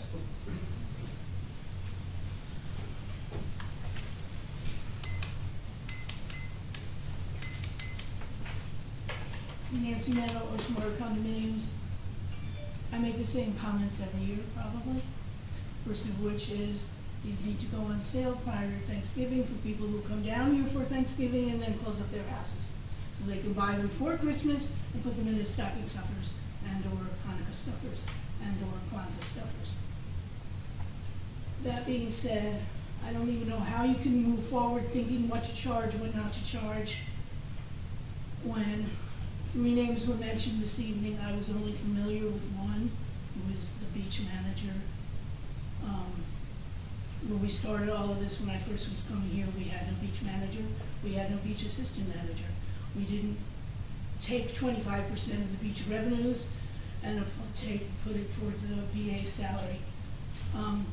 Without all of that being adjusted appropriately for now having all this excess employee, it's not a matter of only what we take in, it's a matter of what we spend. In addition, it's not just salaries, it's tipping fees. They are huge. And I never hear this body recognize it. On top of which, I still do not, and I guess I will never comprehend until I'm given an accurate reason as to why the fees from the parking meters go into the current fund budget. I was not aware that Mr. Menino was, or that we had a CFO. Last meeting, we had somebody else sign off on the bill list. So all of this, to me, is clouded, not transparent. Personally, I buy 1 badge a year, it's a senior badge. If I'm gonna go to the beach every day for the 90 days, I'm there. And I think to cut the discount, and we already cut it from when it was 50%. You're quibbling over $5 whether or not we should give a smaller discount to people that are giving you money to work with all year. Plus then there's all the VIPLI fees that people absorb. I think this whole thing needs to be reworked. But that's just me. Thank you. Anyone else? Yes. I should have let you go. Herb Kenny, 216 Brinley. Just a couple of questions. When we sell the beach badges, how much of that is typically residents? If we have the discount and things of that sort. That's a hard We question don't to ask track that? because it used to be tracked. You used to have to fill out a form for every badge, and now it's just, you just sell badges. You just Okay, sell- yeah, I mean, that's unfortunate, because it'd be interesting to understand if there's residents, right? Because, when you look at this trend line, you can guess the 5%, but if you go back, throughout the COVID year, but from 21 to 22, 23 of the seasonal, you're in a pretty sharp decline. And if Well, you, 20, let me explain 21. If you think about 21, in 20, we had this supply-demand thing. We were shutting down the beach for a number of people. So what happened in 21 is people said, if this happens in 20, this happens like it happened in 21, I'm going to buy a season badge. So you had a big influx of people buying season badges in 21. And then after the, you know, it leveled off the COVID, now we're into this, you know, 950, 900, you know, we're in that area. And I think those 2 years were a little, you know, weird. I mean, but it's a scary trend. I mean, just by raising it again, you know, you run the risk, I think, of less people going to buy it again, and you're going to have a bigger problem. You know, the outflow, I totally get, you know, I mean, I understand capital improvements and things like that, but say we move forward with this boardwalk extension you're talking about, say we get that grant, right, we get half, I assume, I don't know how it works, but is that gonna add more incremental costs like we'll see in a few years? So to it would that? be our intent. Well, it really depends on what kind of grant you get. For instance, this boardwalk grant, you can get up to 90% coverage. Okay. So we'd have to pay So it's 10%. better. So if we got $1 million grant, we'd have to pay $100,000. Yeah, so that would make sense, because, I mean, if we're gonna keep doing project after project, but this is never ending, right? And you're gonna tick off a lot of people after you just paid, a 13.2% municipal tax. Now you're gonna pay another 10% or whatever your badges come to, you're gonna get a lot more people sitting in these seats. I say this almost every time I get up here. I just work for a company that zero cost budgeting. But, I mean, how difficult would it be to figure out how you could save $100,000 in expenses to offset your $5 increase? I keep coming to these meetings, and I just never ever hear anything about productivity. Do you get together with teams and say, we're wasting money here, we're wasting money here? I really think you need to force the teams to come up with some type of cost savings, because you just continually just passing these costs on, and it's becoming a problem. But that's my only comment. But I would say time is pretty well. So, thank you. Anybody else? Yeah. Could you flip to the Michelle? Could you flip to the Zoom so we see if anybody else has any comments that we can't see? I do not see any hands. That's the mouse. I'm sorry? The little white hand is the mouse, or cursor, it's the cursor. Okay. You don't have anybody else? Nope. So, I don't know where everybody's at. I was at what Councilman Gubertosi was at 85 until I got the debt numbers of 195. Made me a little bit nervous. I think we can live with either one, but I do think we have to take somewhat of an increase. The worst case is if we do find ourselves coming up light this year, we could adjust it again next year, another 5. But and I think some towns do like $5 a year, like almost clockwork.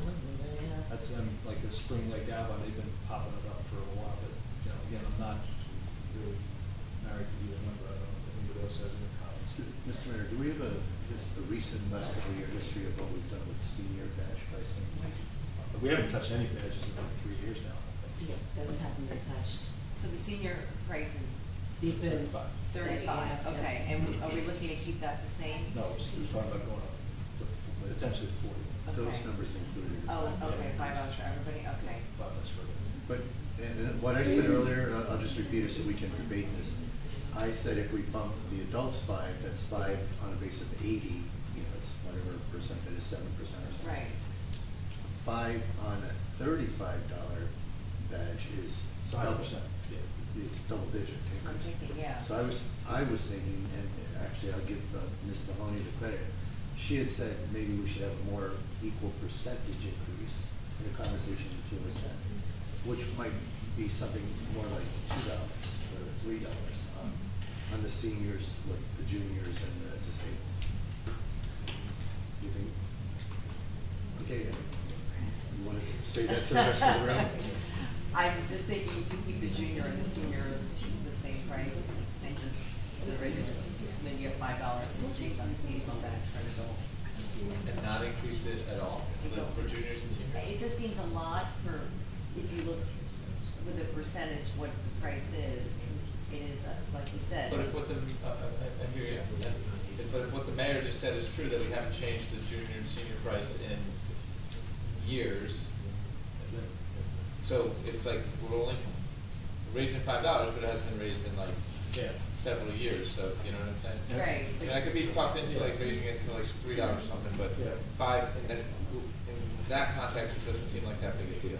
Michelle, could you go back to the comparative sheet? Because one thing that struck me, I breezed over it, but Michelle, could you go back to the comparative? Thank you. First sheet. Keep going. Right there. Right there. You can make that big. And I'll just read a few of them. The senior, junior badges, Avon, $55. Belmar, 30 for senior, 70 for junior. Well, they don't have junior. Black Arbor, $80, $110, senior, junior. Manasquan, 30, 40. Ocean Grove, 50, Seagirt, 70, 115. Spring Lake, 80, 110. So ours, you know, we're pretty good. But I hear your point. You know, it's still an increase. But some of these towns, they basically just say, you're on your own. Yeah. I think we've been pretty fair, you know, at least what I see here. And we haven't raised them every year. I know nobody likes prices going up, but, so. I'm okay with 85 and raising the other ones $5, just because it hasn't been done here. So. I understand. Okay. Okay. I'm over your camp, so. Well, we don't have to decide on the five anyway, the senior. The only thing I decided tonight is we go 85, 15. That's it's got to go on sale on Monday. Right. What about the senior badges? Do we have But we don't discount this. not discounted, but do we have to set a $35 Yeah, price? it's in the resolution, so. Yeah. You still have to set that price. Yeah. Because if someone comes in and Yeah. To buy, yeah, okay. December, it wasn't buy a junior badge. So, I mean, just, again, we're gonna have to vote on it, someone's gonna have to make a When motion. did these go on sale? Next, Monday after last week. Monday after, Yes. oh, they go on sale Monday after the next, Mhm. not before. Correct. We only have one council meeting, we don't have any council meetings. And there's no way we can put them on sale a little bit earlier? No. Really? We don't have the infrastructure. We don't have the infrastructure for it?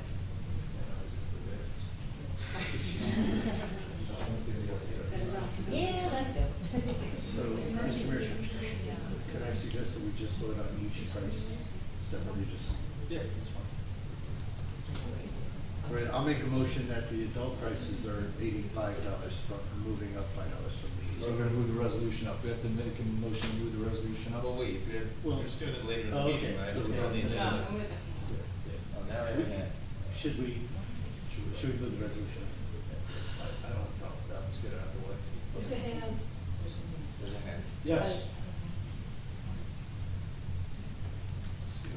Go ahead, Steve Steve. Scavelli. Mr. Yeah, Scavelli? Steve Kelly, 609 Ocean Avenue, first time, long time. Just want to let you know the senior and junior badges were both raised $5 last year. They were. I think so, too. Yes, they were. Yeah, we had a conversation, there was a conversation about it, but I don't know. I remember them being $30, right? Maybe you could check the. Okay. Thank you. We were, myself or the clerk wasn't aware of that, so thank you. Okay. So the hands? There's somebody in here. Yeah.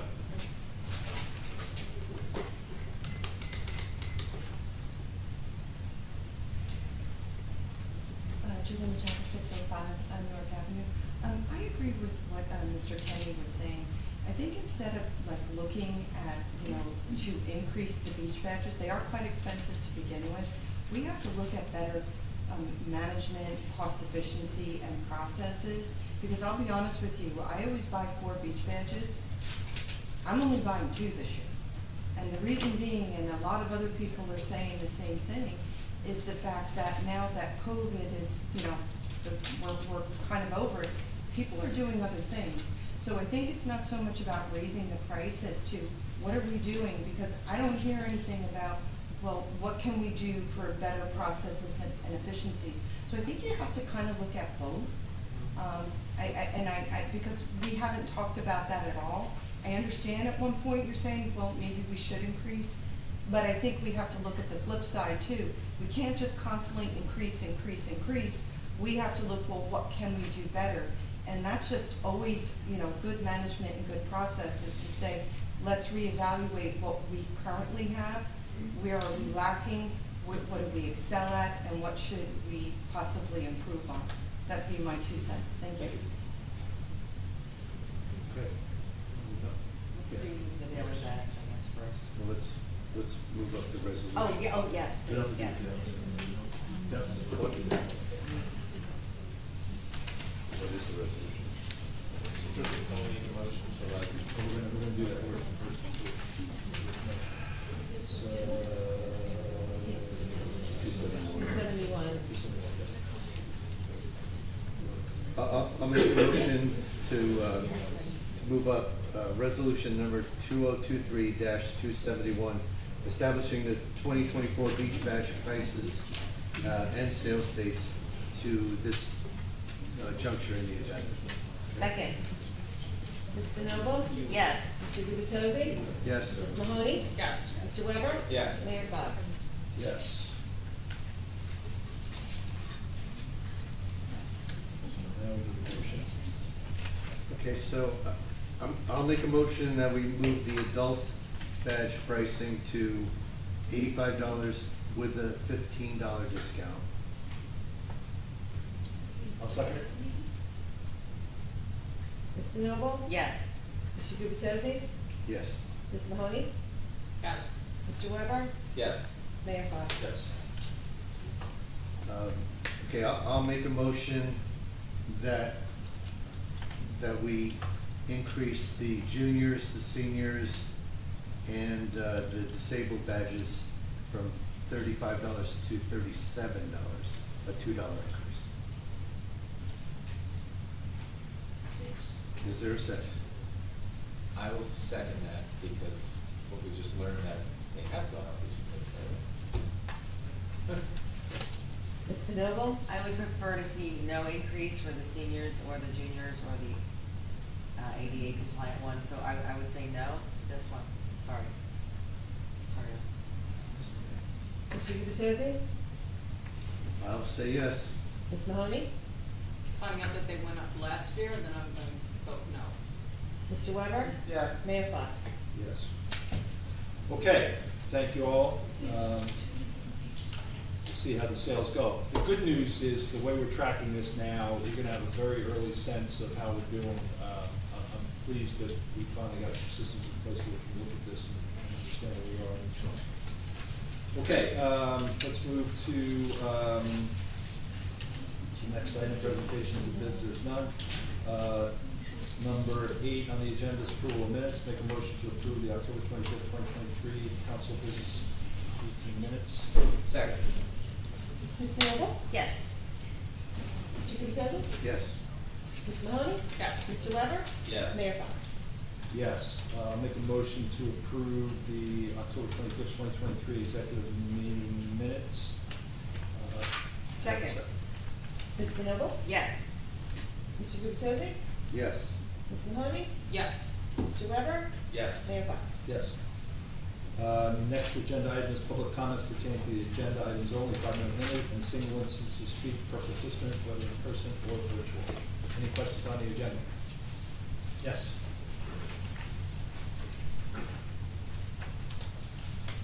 Herb Kenny, 216 Brindley, has to do with the bills list. Meredith, there's a $48,000 charge to the Avakian Engineering Company again. It says for services since up to June. Do you know what that's for? So this is the soft cost for the sewer projects. The invoices reflect until 2023, but it all has to do with the sewer sanitation project in Swan. I understand. Is that phase 2? That is, I believe, phase 3. Well, it's-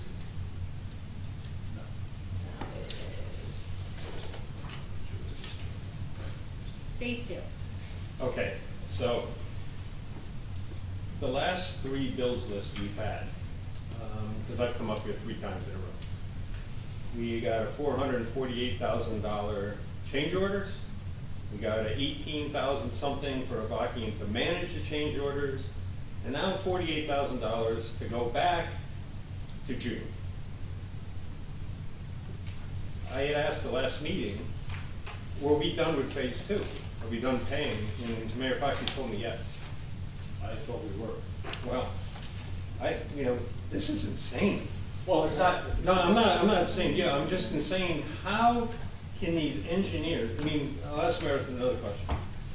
Do we have a rule when services are rendered to Bradley Beach that an invoice must be received by a certain date? I would have to check our purchasing policy. I don't think there's a hard and fast rule. Why not? I know that finance has been going after folks trying to get to the things, but we did receive this invoice on October 31st, just to let you know. Yeah, but it's from services since June. If I own a business, I guarantee you, 90% of the people that do business with us time, you're gonna get an invoice a day after you did the services. It's always these big time, big money, laundering money that keeps coming in 6 months to one. CME did 1 year of payments, of invoices. You guys gotta get on top of this. There should be a rule. If you don't have it in, you're not getting paid. I don't know how you run a budget, because you got costs. You can't even do a run rate. You can't do anything. You're guessing. The other thing I'd like to see, is there any way that the residents can see how much this Avakian company has been paid to do this project? It was a $4 million project, I believe. But okay, it's about $600,000. That's all they've been paid? Well, I think, we'll get the exact number, but that was the original contract with them. So I know that was the original, but we keep getting all these extras. Well, no, I think the 18 was extra. I think the other 40, I'm not sure. I think it would be a very good thing for this town if we could see what the budget was and what did phase 2 actually cost us. I don't know if we can finish yet, because we don't know if anybody's going to be sending invoices in 2024. But you got to get on top of this. This is insane. Because I don't know how you, the revolving door, and administrators, CFO, how do you even know what work was being done, and how do you question somebody from 6 months ago when half the people don't even remember what was done? It's out of control. It's my opinion. There is a flip side to that, it's positive. Cash flow. No, it's not. Yeah. We're not paying a bill for $50,000 and they're letting us have the money for 6 months. Well, they're giving us such a deal, aren't they? Well, So, thank God, they're saving us a lot of money. Yeah, yes.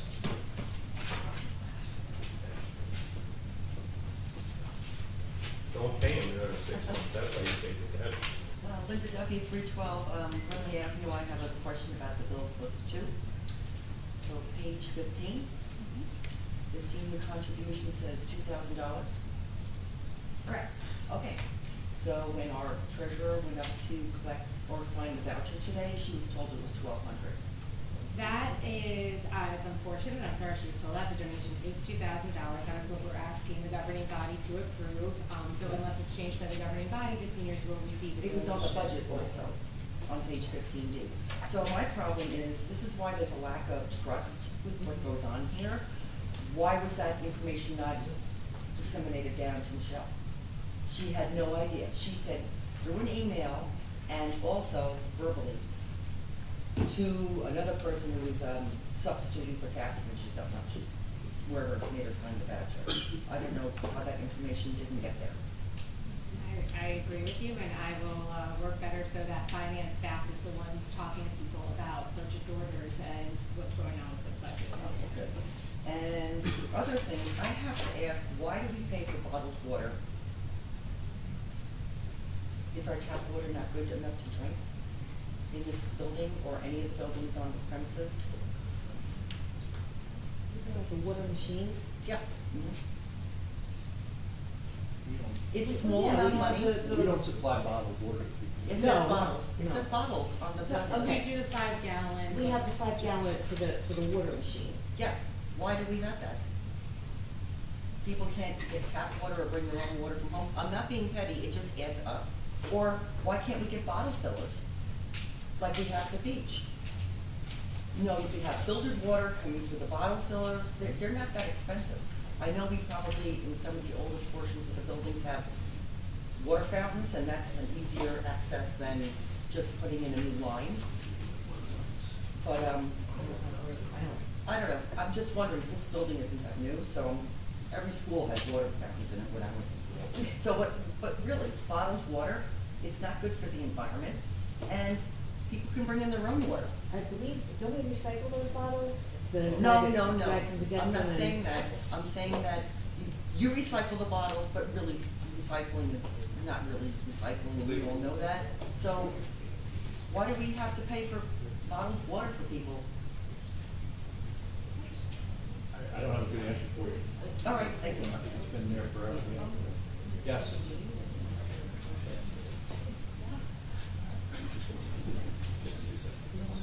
Yeah. You've seen that on Ocean Park condominiums. You know, you can't put a filter on and you're recycling bottles, you know, we're increasing our tipping fees. I mean, we do pay for that. You know, we pay for electricity. Again, I don't understand why that office is lit up. There's not been anyone in it. I arrived here at 6:15. Regarding the $2,000 senior citizens thing, twice the treasurer came down to sign a voucher that was incorrect. There is something called the United States Post Office. As a senior citizen, why can't that voucher be mailed to them to sign? Which is what I did when I was in municipal government and contracted with them. But I'd like to mention, well, I thought I started. The one with, 2023-272. It's not acceptable. That's just it blunt, as I like to be. And it's not acceptable for numerous reasons. You can't put a museum in a caustic environment.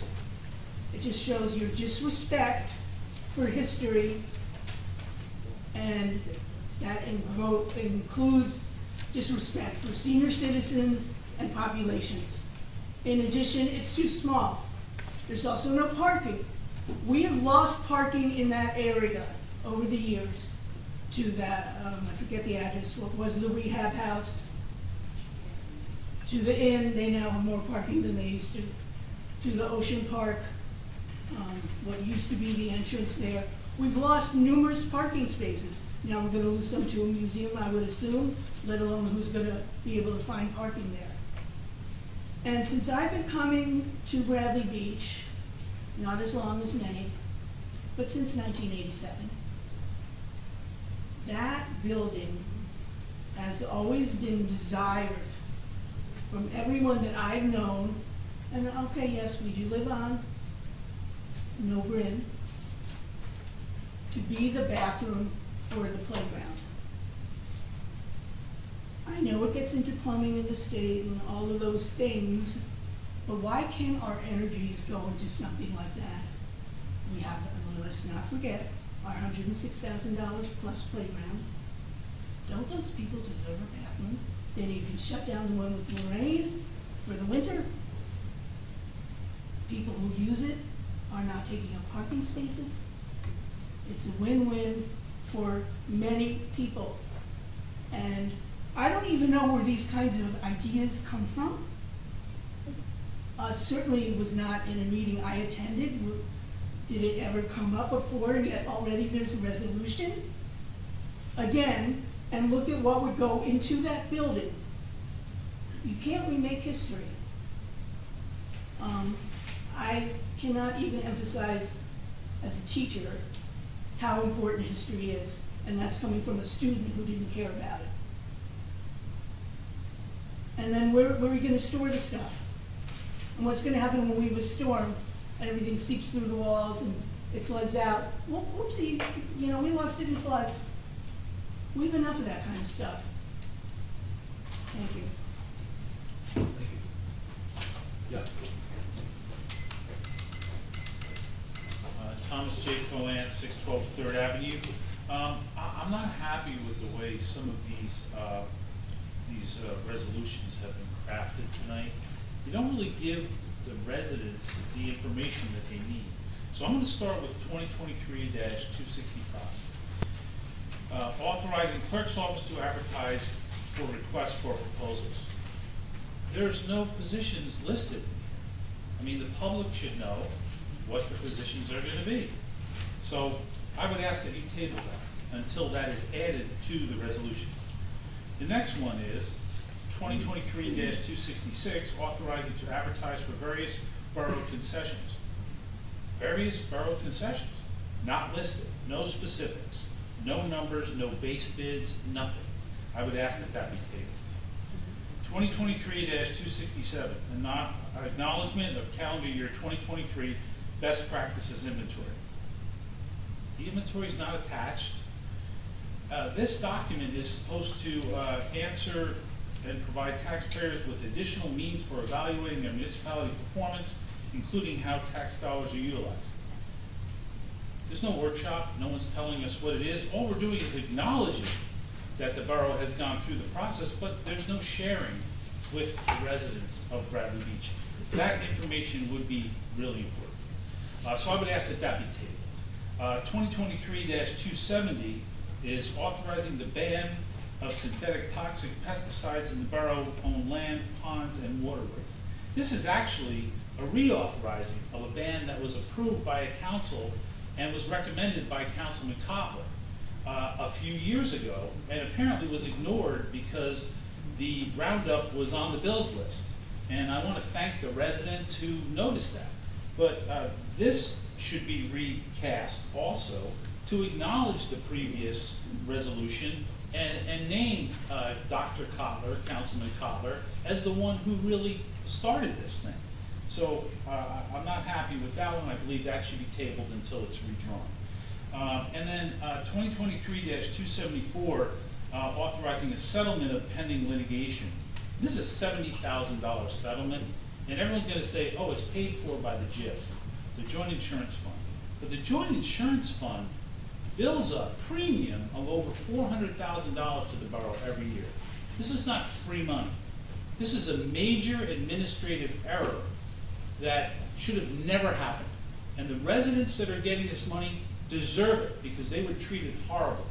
And I know my 5 minutes is almost up, so I'm going to touch on that a little more at my next 5 minutes at the end. But I would appreciate it if those items would be tabled, the resolutions prepared properly, and submitted to the council and to the residents. Thank you, Mayor.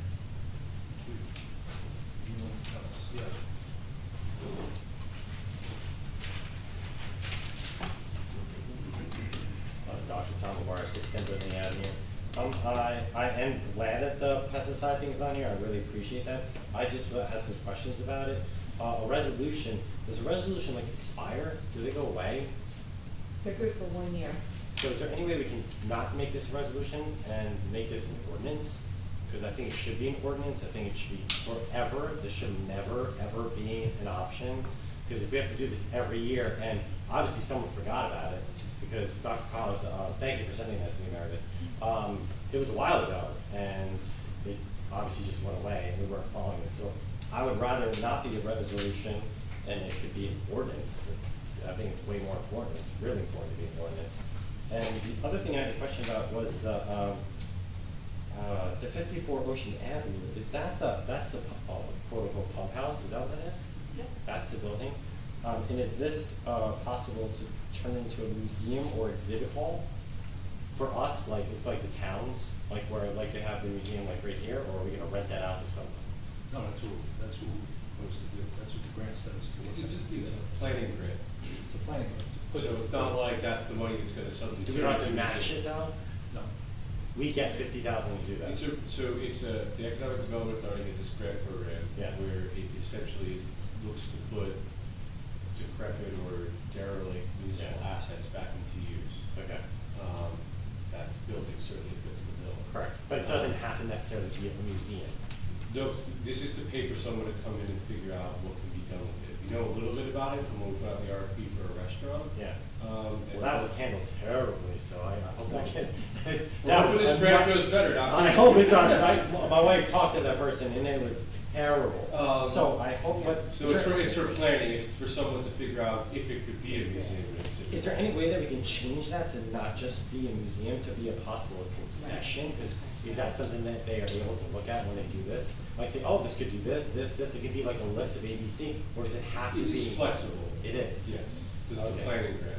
So if you come in and, it's not possible, then you can pursue other options. The So idea it's not about- narrow on, just focus on the Right, museum. it's not like a road grant where you say, Yeah. hey, we're doing this road this many feet, and It's either yes or that's no. what it's gotta be. Yeah. It's flexible because it's a planning grant. It's essentially to, for the borough to spend $50,000 on spec to figure out what that building Yes. might be. Yes. It's often politically unfeasible, or Correct. just unfeasible in general in a small town. Yeah. That's what this is designed to do, to Okay. kickstart the Process. rehabilitation of assets like this that don't really have a use That's great. at this moment, and, what elected official is gonna put $50,000 spec on Yeah. some asset, so that's what the grant program is. Okay, just because I'm really against it being a museum and exhibit hall, I think it'd be a great concession or possibly that. I can tell you this Yeah. when we did the restaurant. Yeah. Adding utilities and other functions Yeah. there is extremely difficult. Okay. Because of the structure of the building and how deep it goes in the ground and everything else. There's Okay. great difficulty in creating that restaurant, right? Okay. All right, great, thank you very much. Okay. There's one hand up on Zoom. Yes. Eileen Shishias, good evening, Eileen.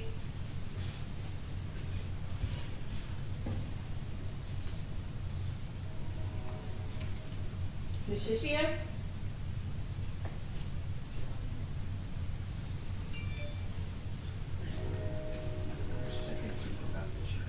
Ms. Shishias, did you have a question?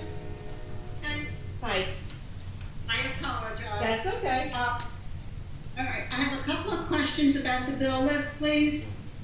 On page 9, there is a $2,104 bill for Hamline University Adopt a Drain Program. Could you please explain what a drain program is?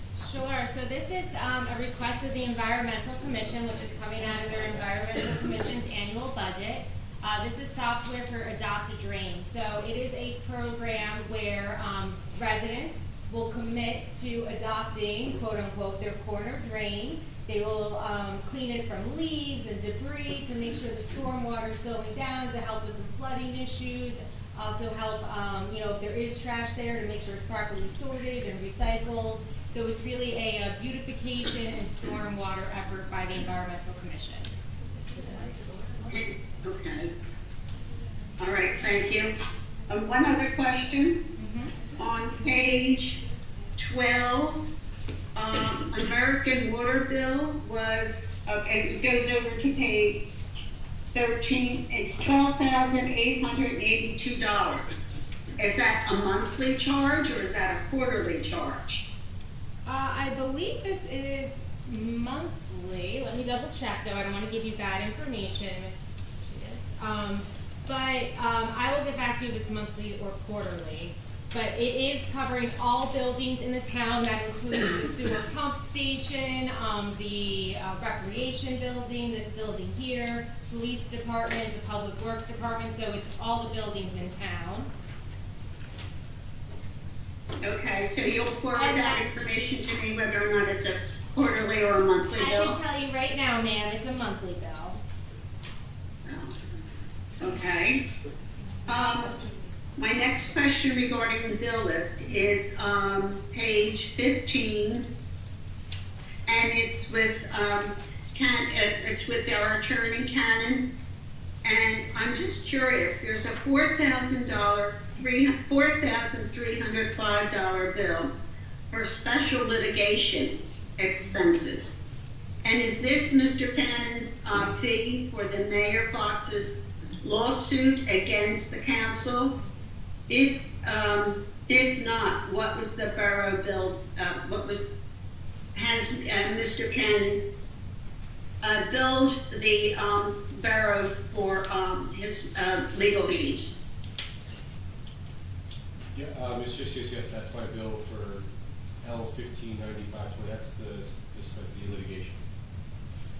Okay. There was also expenses of $350, so a total Right. of $46.55. Okay. Okay, thank you. One other comment. I'm absolutely opposed of a museum on the boardwalk. We are in desperate need of bathrooms. I think the residents and the people that come to the beach deserve lavatories that are fully functioned. I think the days of porta potties on the boardwalk should be over, and I think Bradley Beach has more to offer our residents and our beachgoers porta potties. And please consider putting restrooms in that facility. Thank you. Thank you. Yes.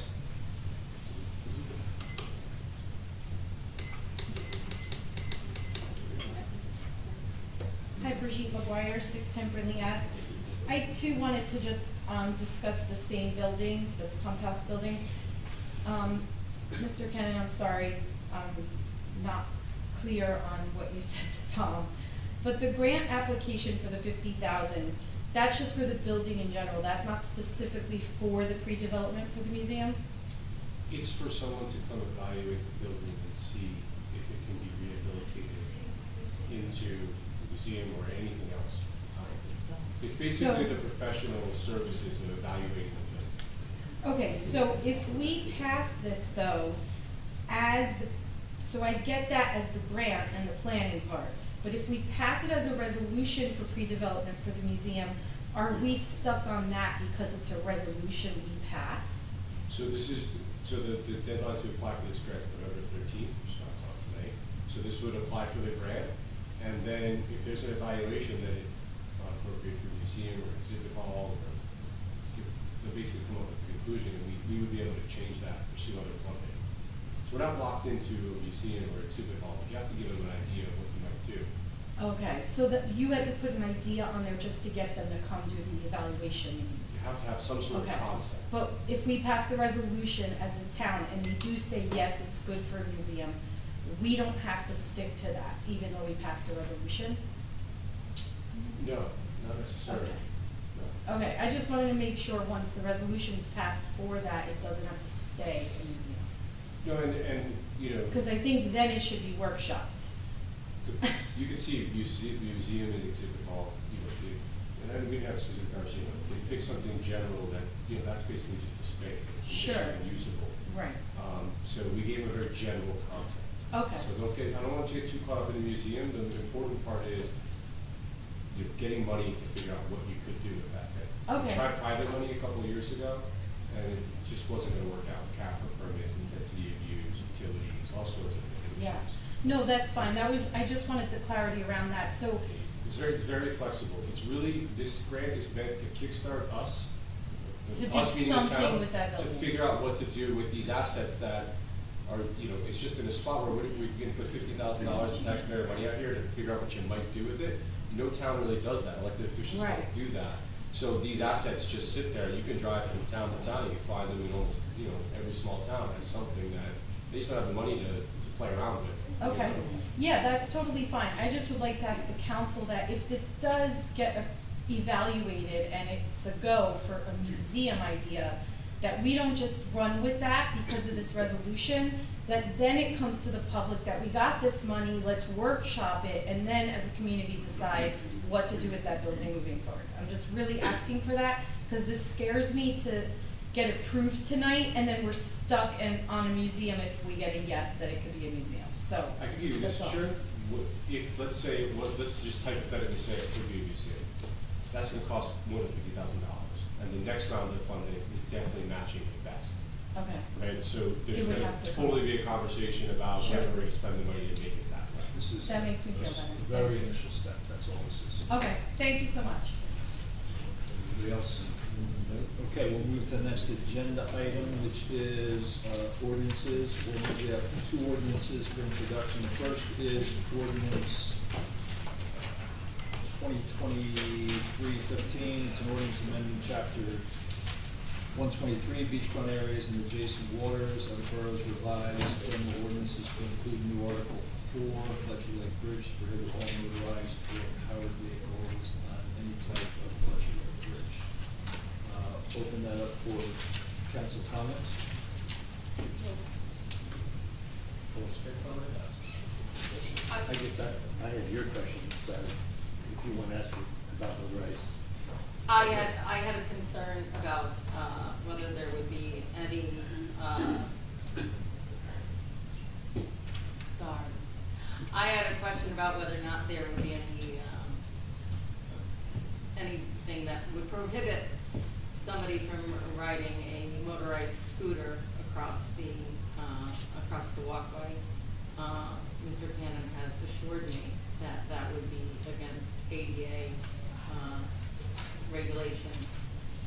I'm a little concerned because it's left up to discretion, and I would hate for someone to interpret it the wrong way, saying, you know, someone complaining, oh, that your motorized scooter is taking up too much room, or I think your motorized scooter is going too quickly over the bridge. So I like things to be very prescriptive so that it's not left up to interpretation, much like our noise ordinances. But, you know.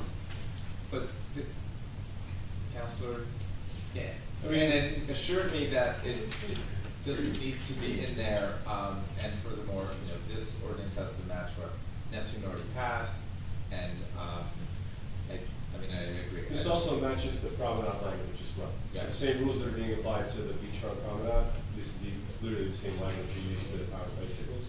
The other thing I would point out is, if someone takes a mobility scooter and puts a rocket engine on the back, that's especially a bridge, the police would take notice of that versus someone who's using it for mobility. So in some sense, you can't necessarily, it's hard to write everything that they might see out there. I have seen that on YouTube, so who knows. But the thing about the beachfront makes the most sense to me because we're quite some time into having this ban on electric, bikes and stuff on the boardwalk, and of course, people that need it for mobility are in wheelchairs or motorized scooters or whatever, and nobody's writing them tickets, and I think it's working fine. So that's my assurance that it'll be fine on the Fletcher Lake Bridge. And that makes me more comfortable. The real loophole is these bicycles go, like we said, they go like 35 miles an hour now, these electric bicycles, which is more of a motorcycle than it is a bicycle. And I don't understand why they're not required helmet, because that's a different discussion. Any other council comments? I didn't know they went that fast. I didn't realize it went fast motorized bikes. I had a guy beating me on the sidewalk in my own town, on the speed limit. Yeah. Really? Crazy. They fly. They swoop them up. They swoop them up. Okay, make a motion to introduce 2023-15. Second. Mr. Noble? Yes. Mr. Gubatose? Yes. Ms. Mahoney? Yes. Mr. Weber? Yes. Mayor Fox? Yes. Ordinance 2023-16, it's an ordinance amending Chapter 5 Administration of Government, Borough's revised general ordinance to repeal mayor's temporary appointment power under Code Section 514J. Any council comments?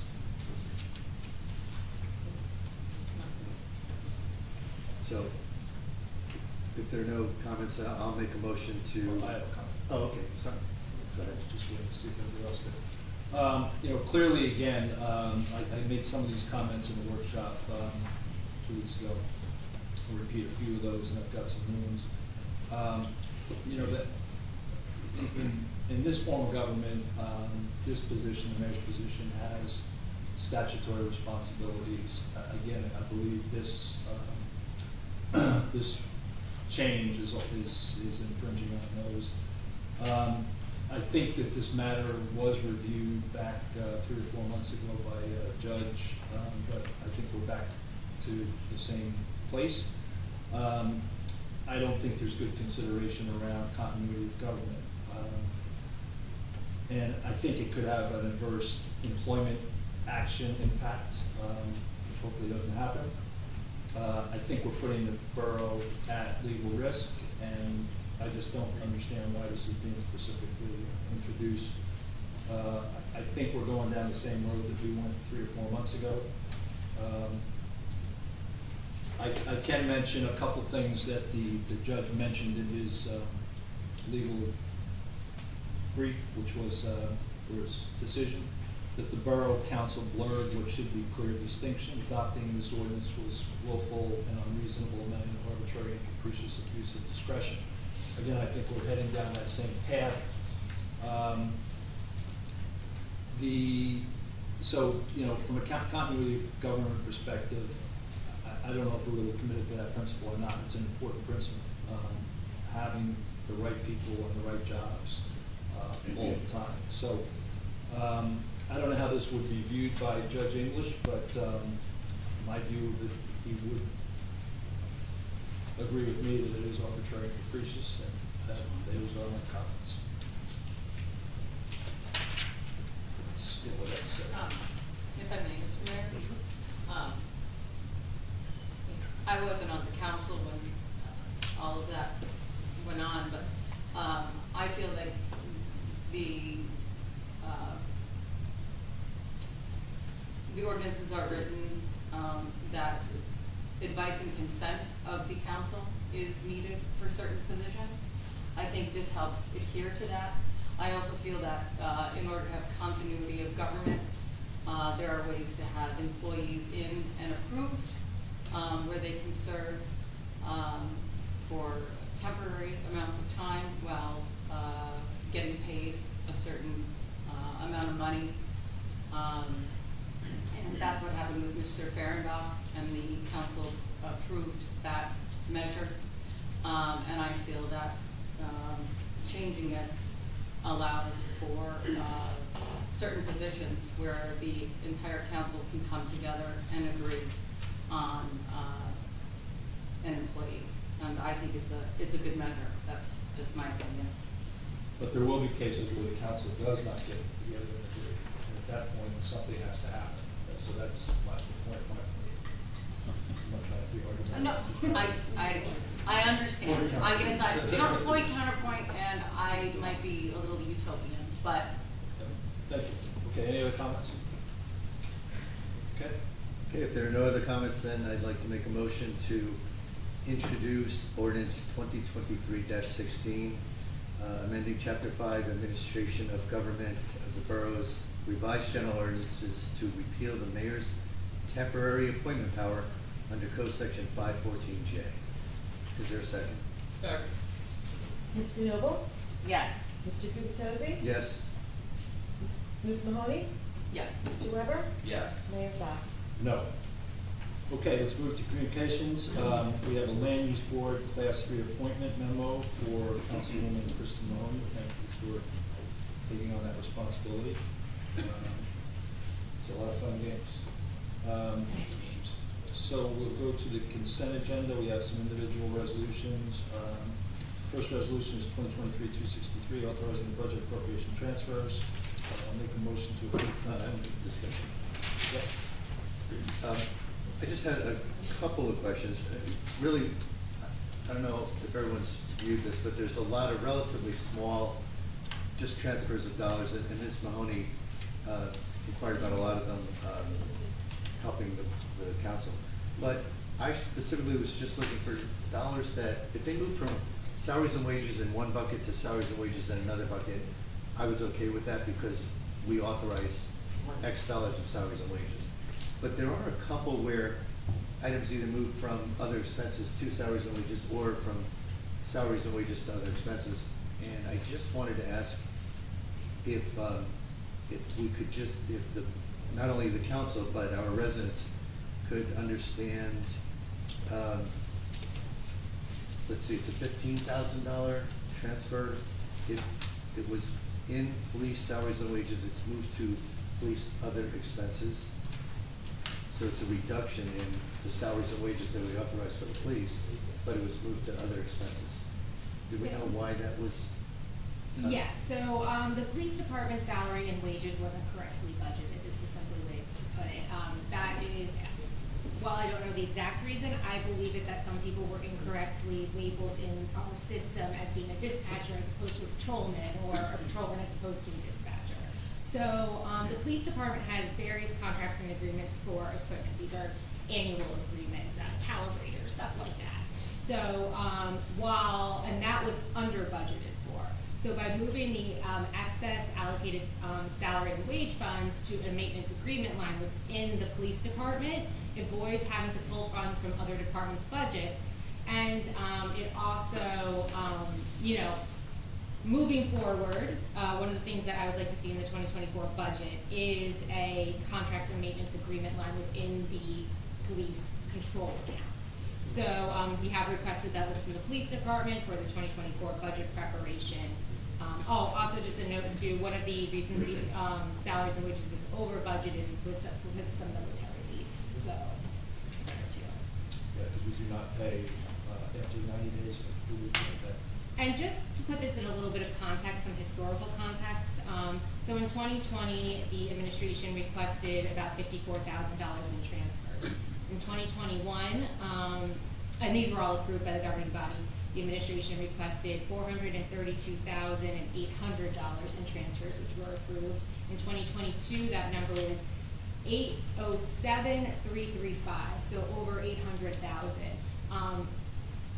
We are requesting about $84,000 in transfers, and this is really because of an effort that the finance department, Mr. Fahrenbach, and myself have been making to make sure bills are being paid from the appropriate funds, so that we don't get to this point at the end of the year and realize there's a sub-account because things have been allocated incorrectly throughout the year.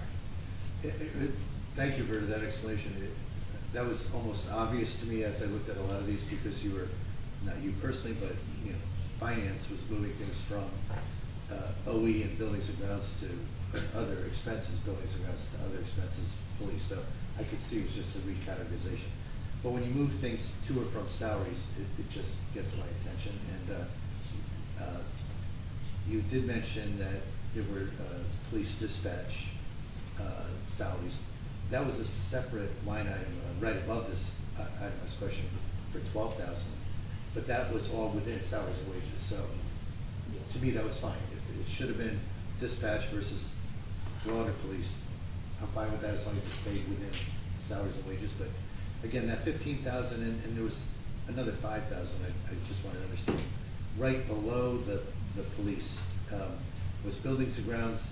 It was budgeted for other expenses, but we needed to move it into salaries and wages. Well, so this transfer is being requested to actually more accurately reflect the salaries and wages for buildings and grounds. So at the beginning of the year, janitorial services for the police department, they're now, it was through a different company, now they're the responsibility of DPW. So what this is essentially doing is correctly moving that to the salary wages of the DPW control account, so we can actually see how much money those salary wages expend, as opposed to having it in two different departments.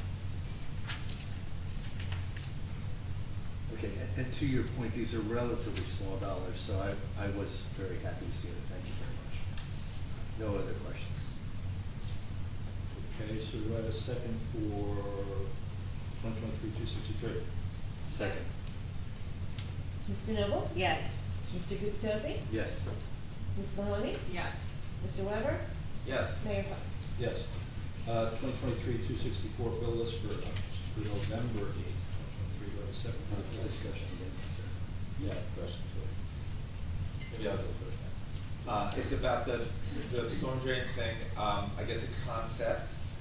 Well, and I have a couple of questions, because one, way back when I liaised to the state environmental commission, $2,000, that was like their whole budget. So is that still like kind of what their budget is, and they're spending it all on? A majority of it, yes. Okay. And they planned for that since January. Did you say this is software? So what it is it's and you can go on Hamlin University, you can see it. It's like a mapping program that has a map of all the storm drains, where they're located within the city. Then people can go right onto that website, sign up for that storm drain, get the information and all that. It really, in discussions that the Environmental Commission were having, they really felt that this was a way that they could, with their time management, be able to manage it by having Yeah, no, I get the concept, and it sounds great, but I just wasn't clear on how, where the $2,000 came in, so that is my only question on the bill list. I had a handful, Meredith, I shared them just a few hours before the meeting. Did you have a chance to look at any of them? Oh, I emailed you back like 20 minutes later. Perfect, okay, well, I'm gonna ask them in public, or a few of them. in Let me public. pull up the. Just so everyone can hear whatever the answers are. Yeah. A couple of my questions, as you call that up, on page 2, there were a number of what appeared to be shade tree expenses. And I'm not familiar enough with the detailed account numbers, I just want to make sure that was being paid from the shade tree. It's the budget. Shade Tree Commission's control account with the miscellaneous sub-account. Okay, great. Page 4, there was $1,250 to Brown and Brown, and we were told months ago that they were terminated. Yeah, and you are correct, this was canceled. This is the final bill that we're obligated to pay to Brown and Brown, as we're going to be using the liability insurance offered through the jail.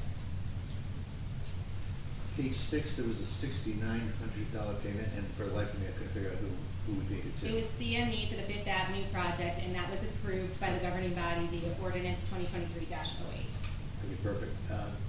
Just regarding the descriptions, is that something we can make it clear? In the I future? believe it actually probably does say that it was an ordinance on that one in particular. Page 6, CME, it was page 6. Yep. Yes. On top.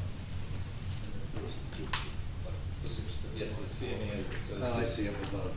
And then it says under the description, ordinance 2023-08. Okay, great, thank you. Page 8, the firefighter 1 charge of $1681, just checking. Yep, this is allocated to the fire department's control account, and they actually have a specific sub-account for the Scott Pack. This is a self-contained breathing apparatus.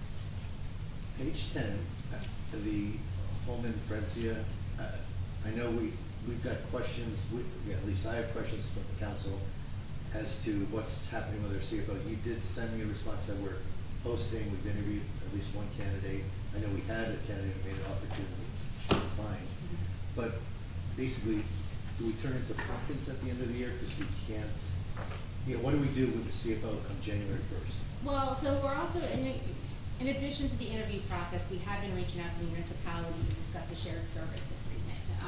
So we actually have a meeting with Ocean, I think tomorrow, Monday. Monday at the Ocean Township, we've reached out to Middletown, to Asbury Park, to Neptune. We will be reaching out to Colts Neck and Freehold. So that's a route we're exploring too. My understanding, and I can definitely get confirmation, is that if we don't have a CFO or some sort of shared service in place by the end of the year, then the state will assign somebody to us.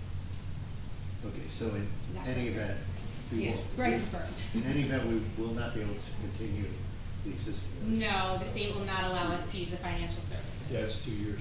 And they won't allow us to use any or just Any. this one? Any. Page 13, $440. I just want to make sure I understand the upcoming convention. I was under the impression Mr. Fehrenbach had sent a note saying we, the council members and employees, would pay for their own attendance. So I replied back with Mr. Fehrenbach's email. I'll just read the Please. important parts, which is the borough will cover the cost of registration only for those persons definitely intending to attend the conference for at least one day. There will not be any reimbursements for meals, parking, tolls, mileage, or payments for rooms. This is the responsibility of the attending employee. Perfect. Thank you. Page 15, Ms. Duffy resolved my question. I was going to ask about the $2,000 for the seniors, so thank you. And finally, page 18, there's $233 for what appeared to be Westlaw monthly subscription. So this is, and feel free to correct me, but it is an investigative research tool that combines multiple public records to locate individuals and identify hidden assets. It's used by the police department, and it is coming out of the control account. Well, I thought somebody was, prepping for law school or something. That's, at least that's great. That concludes my questions. Thank you. Okay, motion to approve the list for number 8. Great. Mr. Second. Noble? Yes. Mr. Gubatose? Yes. Ms. Mahoney? Yes. Mr. Weber? Yes. Mayor Fox? Yes. 2023-265, authorizing the clerk's office to advertise for request for proposals for professional appointments for calendar year 2024. Yes. So I know Mr. Cohen's concerned that we didn't, in our resolution, identify the positions.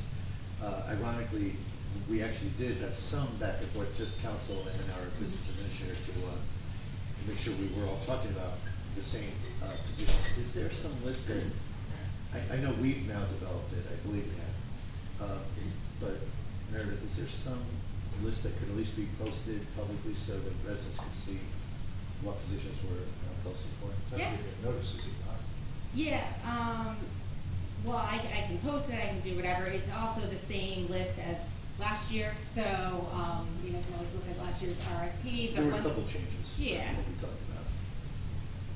I don't, like, for example, it didn't have the attorney, conflict attorney. I added that back in. Right. Yeah. And I know there were different references that we adjusted. I don't want to belabor it. But the updated version, it would probably be helpful for the council to have that as well as the public. Sure. And are we all agreed that we're just going to do fair and open for everything? I know you were starting to collect the list to consider non-fair and open, but. Only one governing body member sent me back a list, so I took that as a sign that we wanted to go with the fair and open. I had one other council person actually respond to me, so thank you, Ms. Mahoney, but, so I just, you were the one who sent the list, so I just want. So, but if we want to keep most of, like, what we have, is that considered fair and open or non-fair? Non-fair and open. Okay. So, but you said it's okay to, hey, we want to change this one, sort of like pick which ones we want to change, and then, okay. So we get it. We didn't need to do that by this meeting, so that's fine.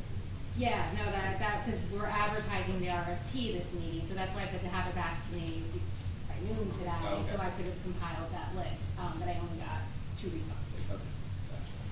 With conversations with others, I'm not trying to diminish. No, I sent you a whole. Yes, so 3, correct. Just want to make sure.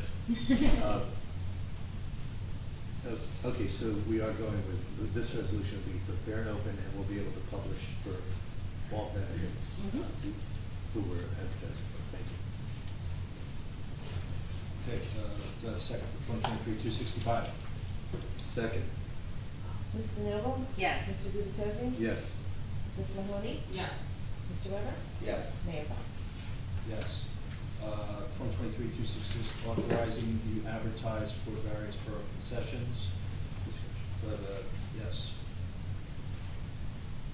Okay, on this one, again, noting Mr. Cohen's concern, I had a similar concern, could we be clearer, and again, I don't expect us to list it tonight, but not only the concessions that we're advertising, but any requirements. For example, you need to have your own food truck. Maybe there's minimum dollars established that you won't rent it unless X. I don't know. But there's not much guidance here to the council what specifically we're authorizing. And I was wondering, are there parameters that the clerk could use? You're just giving me, or whoever, authorization to put an ad in the paper. That's all that resolution is. It's not. And the ad will say you need. The RFP is going to state everything. The RFP itself would state all the rules and what has to be done and what's required. This is just giving somebody authorization to place an ad in the newspaper. So it's a very generic ad. So if we say. Yes. Concession at such and such. Exactly. It'll say, go to the website to view RFP. There's 5 of them, I can tell you. Yeah, can we just take the 5, because that's what I'm. Yeah. It's Newark Avenue concession, Brindley Avenue concession, Shipwreck Mini Golf concession, the surf camp concession, and the volleyball concession. That's the 5 that are. And what about Second Avenue? I believe that's up yet, and we just recently advertised, I can't remember whether it was either Newark or Brindley, we just recently advertised that one. We didn't get a result because people didn't have enough time to bring their own trailer fundamentally.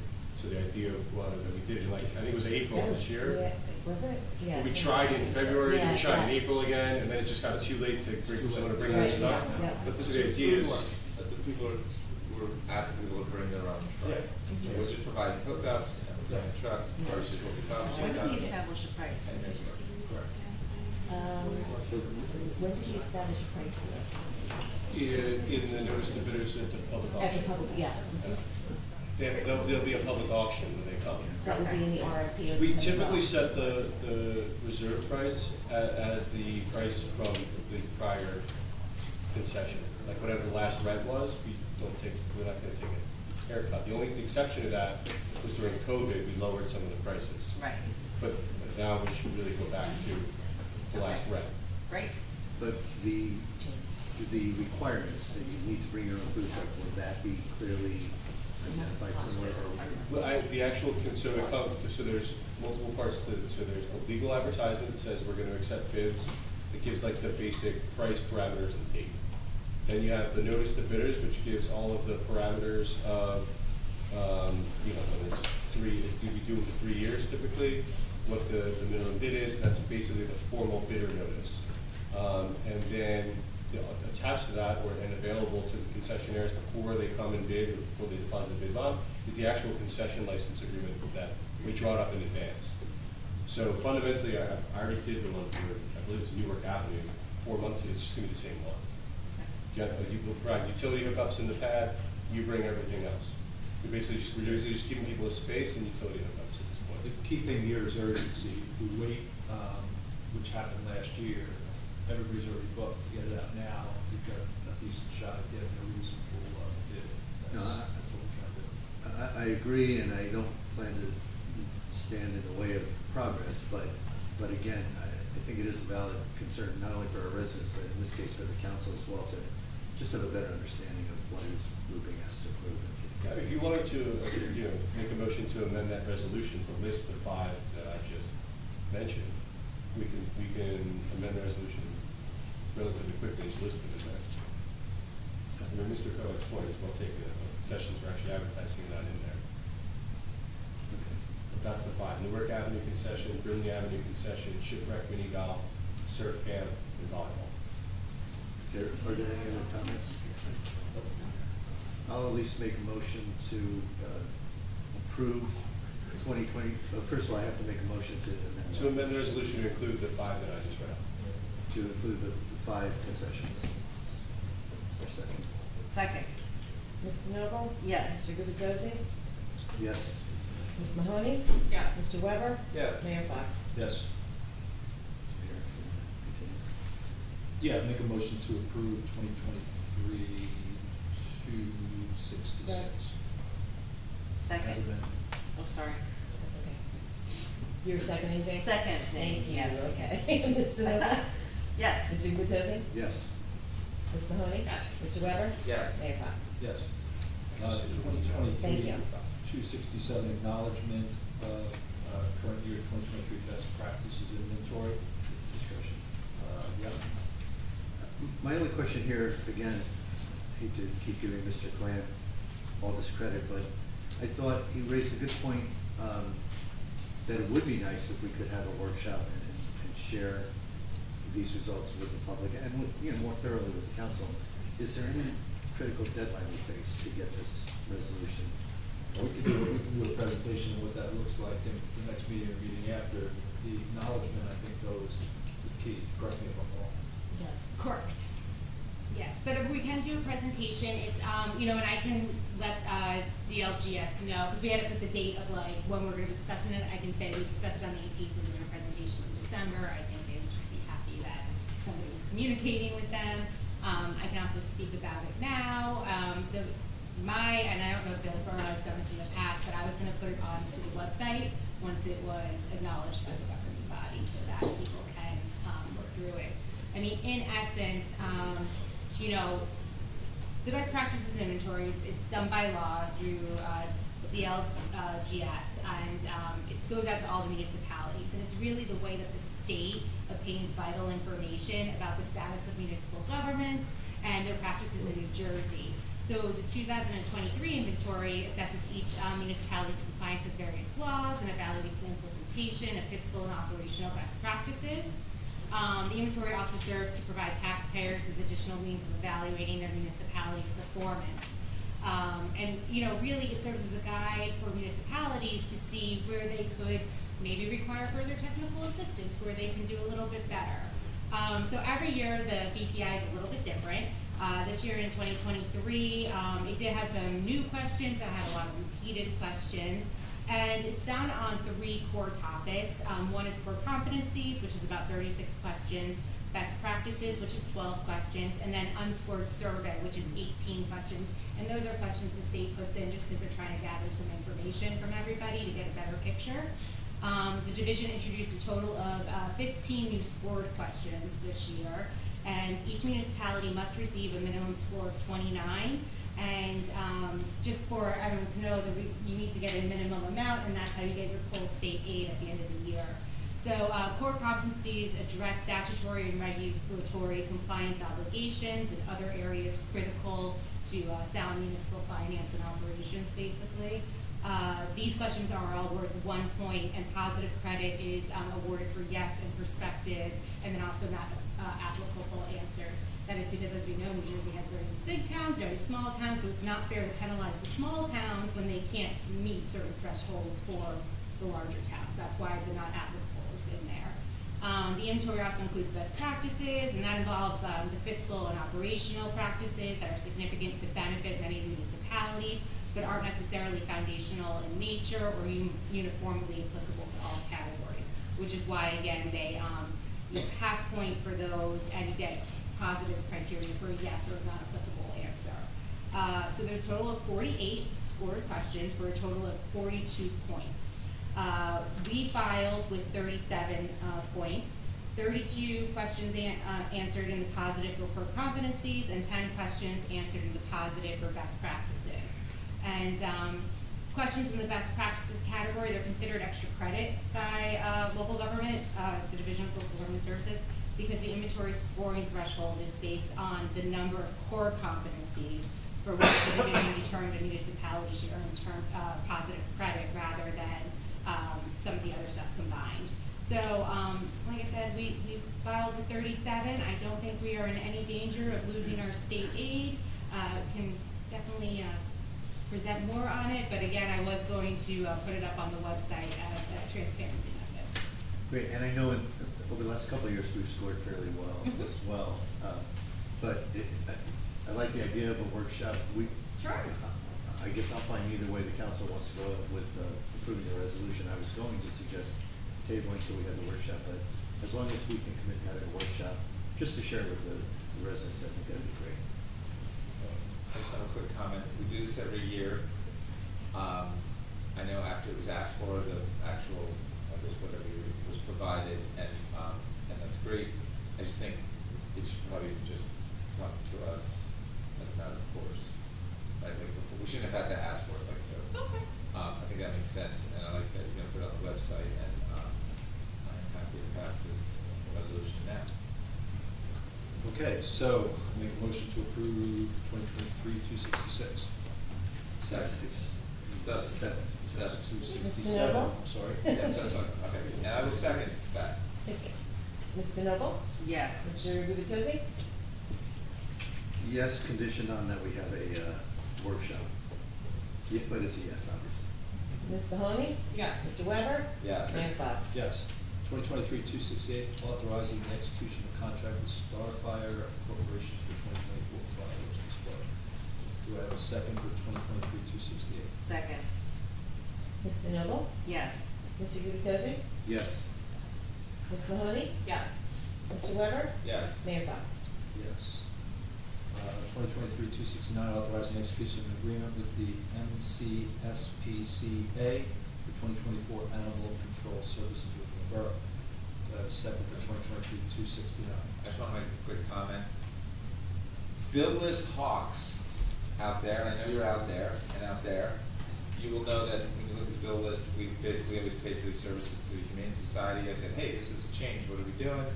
And I was told that we're going to save a couple of $1,000s a year because Humane Society increased their prices. It's the same service. It's, stray animals, injured wildlife, things like that. They both respond the same. And we're going to save a little bit of money. So on that, somebody else has comments. I will second it. Okay. Efficiencies we can go after.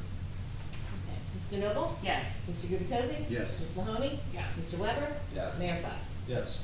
Authorizing the ban of synthetic toxic pesticides on borough-owned ponds and waterways. 2023-270. Do I have a second? Sure. I will say that, yes, this was already mentioned. It was news to me that when we passed a resolution, it's only good for a year. And I've been sitting up here for a while, so I had no idea. I do not want to do this every single year, so I would be in favor of doing eventually doing an ordinance, and I have some pretty good ideas of where to start.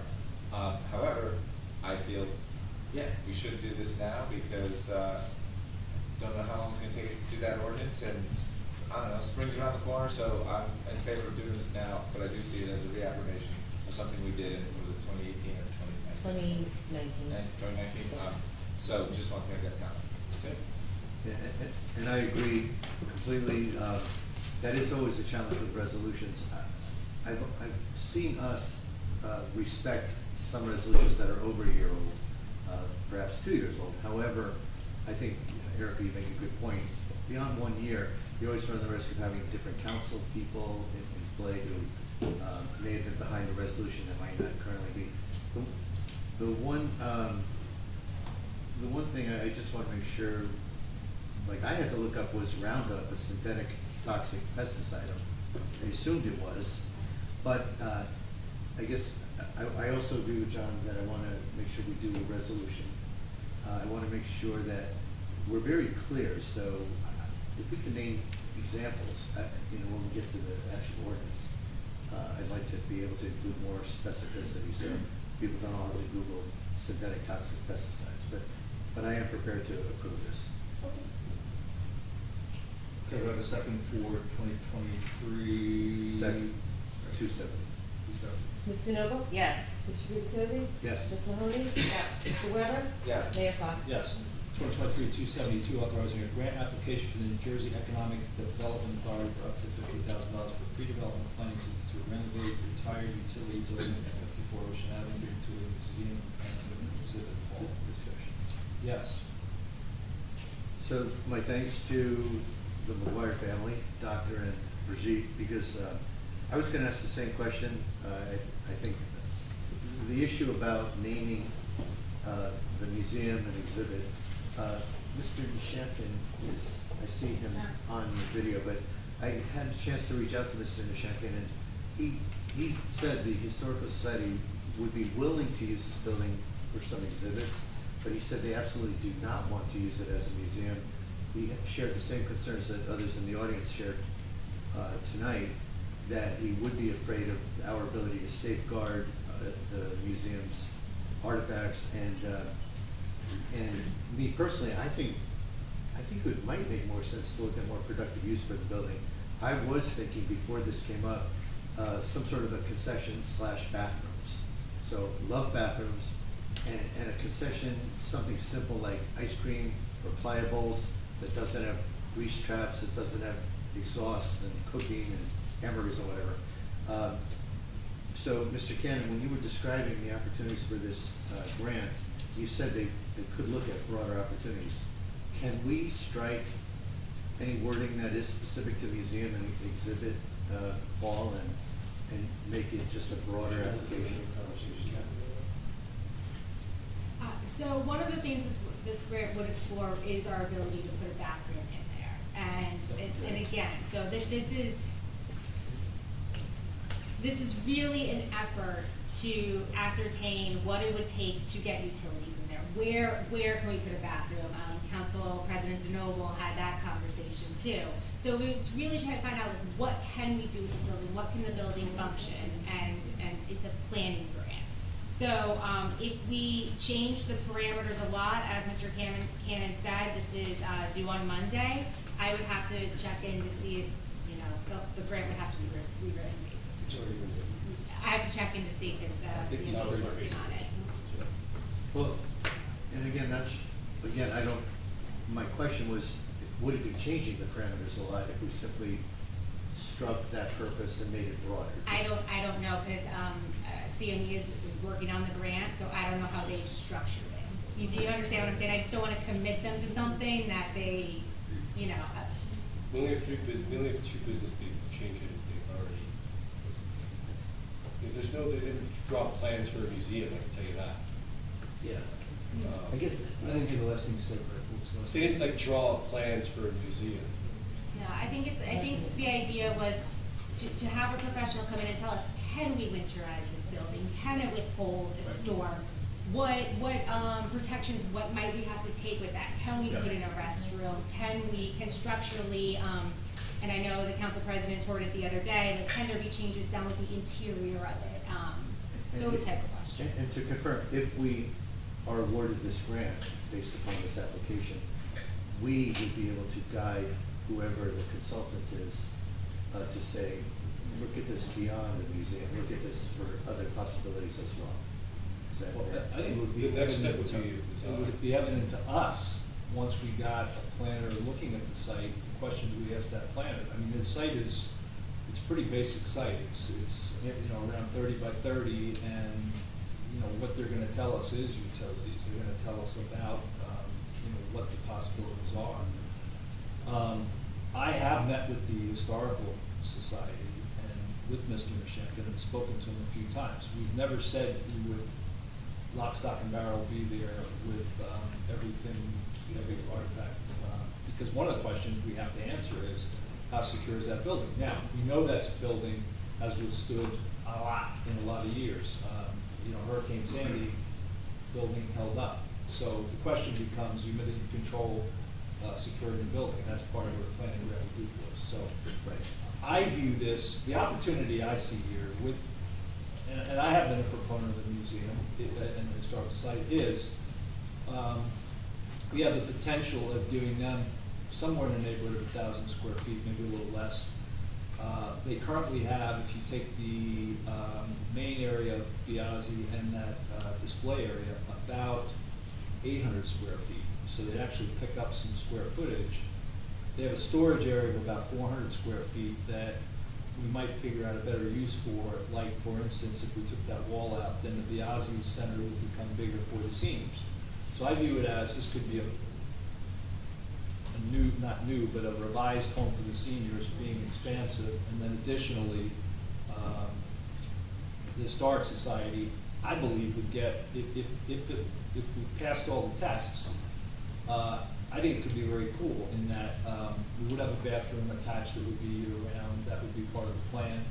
And people that are going up and down the promenade would go into this place, and you know, the Historic Society, we were talking about like 4 exhibits a year, you know, it would become, you know, part of the rationale for this is to increase the value and you know, the experience people have on our property. I think it would do that. But, you know, it's all contingent upon that. Well, I mean, it's gonna come down, for me personally, okay, we as a council have had virtually no prior notice of what this plan is until it appeared on the agenda. So. No, that's not the case. I've met with each council person and we've had discussions on this. Well, I'm available by email, and I have not had an email. Well, it was just this past week. Right. I don't know if we can open this to Paul Chunkin. He is raising his hand.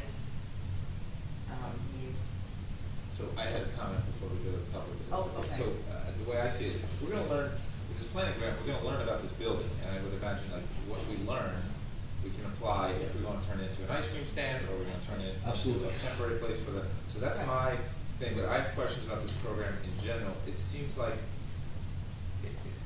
New Jersey Economic Development Authority is saying, hey, towns, you have unused assets or things that you're not maximizing, whatever. Correct. We would like to help you maximize them, so here's a planning grant to do that. Is this a new grant program? Does anybody know? Has this been around for a while? I don't know the answer to that. I think it's been around though, because Mr. Fehrenbach was, we were kicking this around whether we should go for the boardwalk renovation, or boardwalk resilience, or something else, and he brought us to, he pointed us in this direction. So if it's been around for a while now, I'm just thinking completely hypothetically, but let's just say like a few years ago, we had a town asset, a building that's a town owned that we weren't really doing anything with, that it sounds like maybe we could have gotten this planning grant to help us decide what to do with it or what direction to go with it, and it could have been paid for by Economic Development Authority, not the town.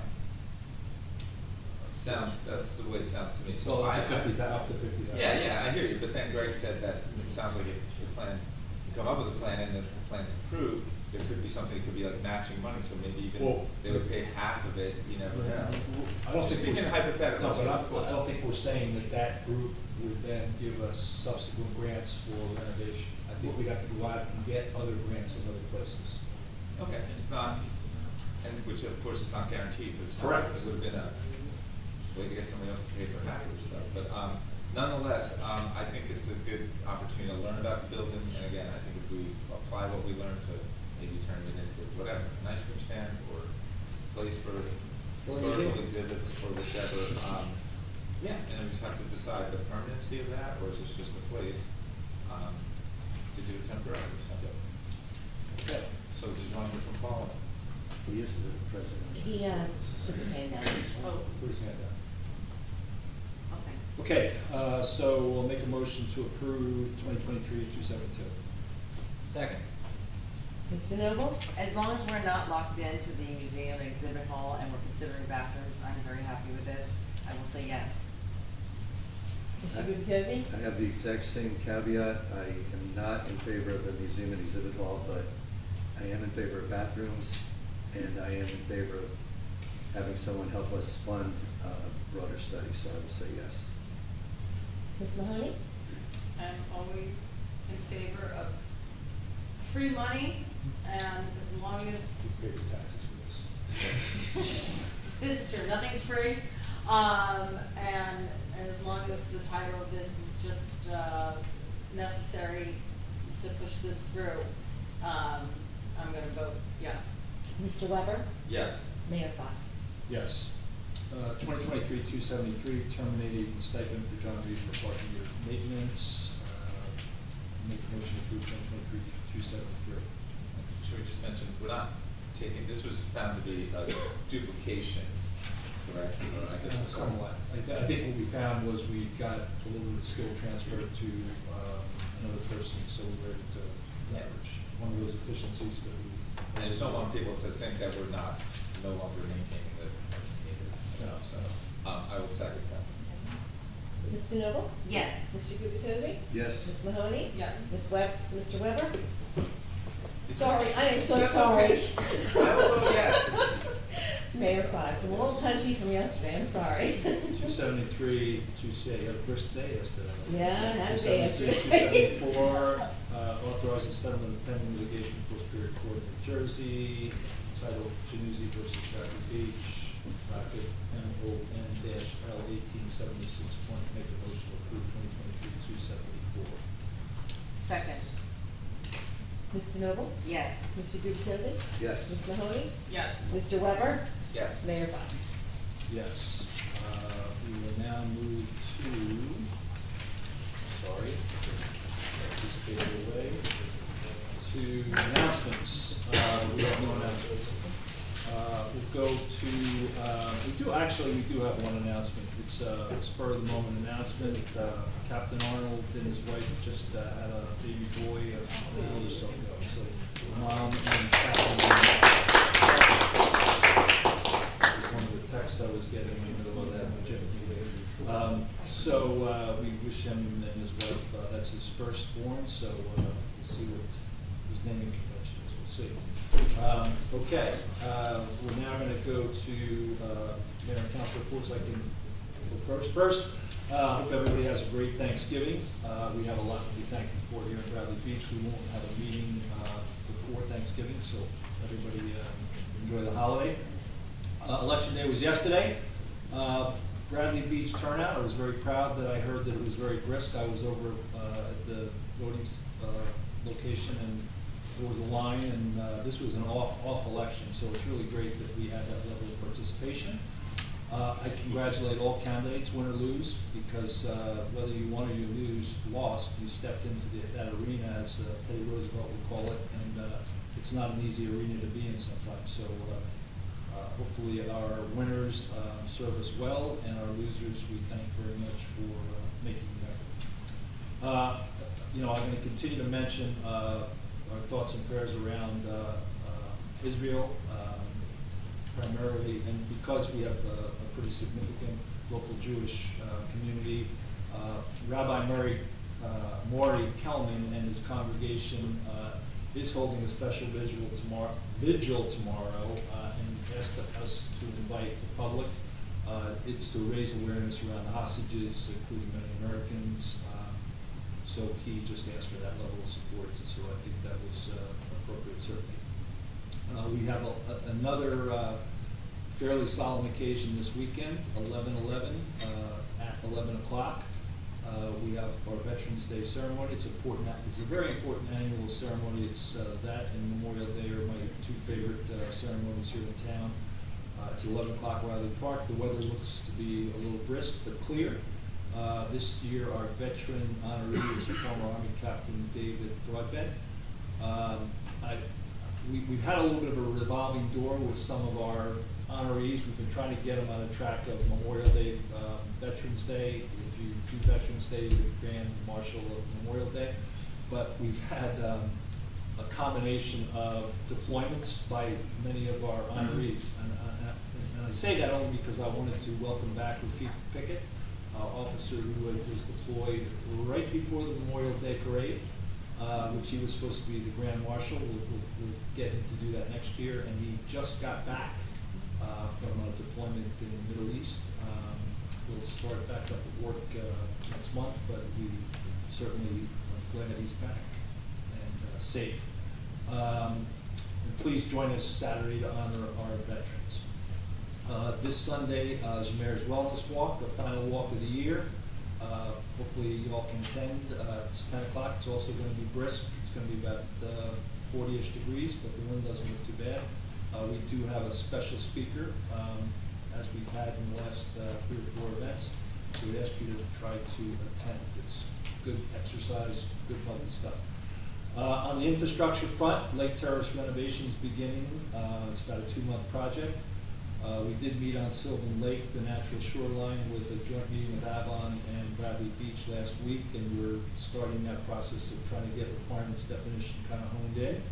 We're completing the final remediation and wipe down disinfection and some minor renovations on the Biazzi building. Hopefully that'll happen pretty expeditiously and we'll get people back in there. We're looking forward to this planning grant for the pump house, and hopefully that will yield us some good insights as to what we can do with that asset. For those who aren't aware, the 2024 assessment report came out. I have it here somewhere, what our tax assessor does. And for those who don't remember, last year our assessments were of the value of our properties in town went up over 19%. This year that number is 7.91%, so it's still a brisk number, but not as significant as last year. But I would welcome you. It's on the website. It's a good report to really get an understanding of our assets in town and how our assessment process works.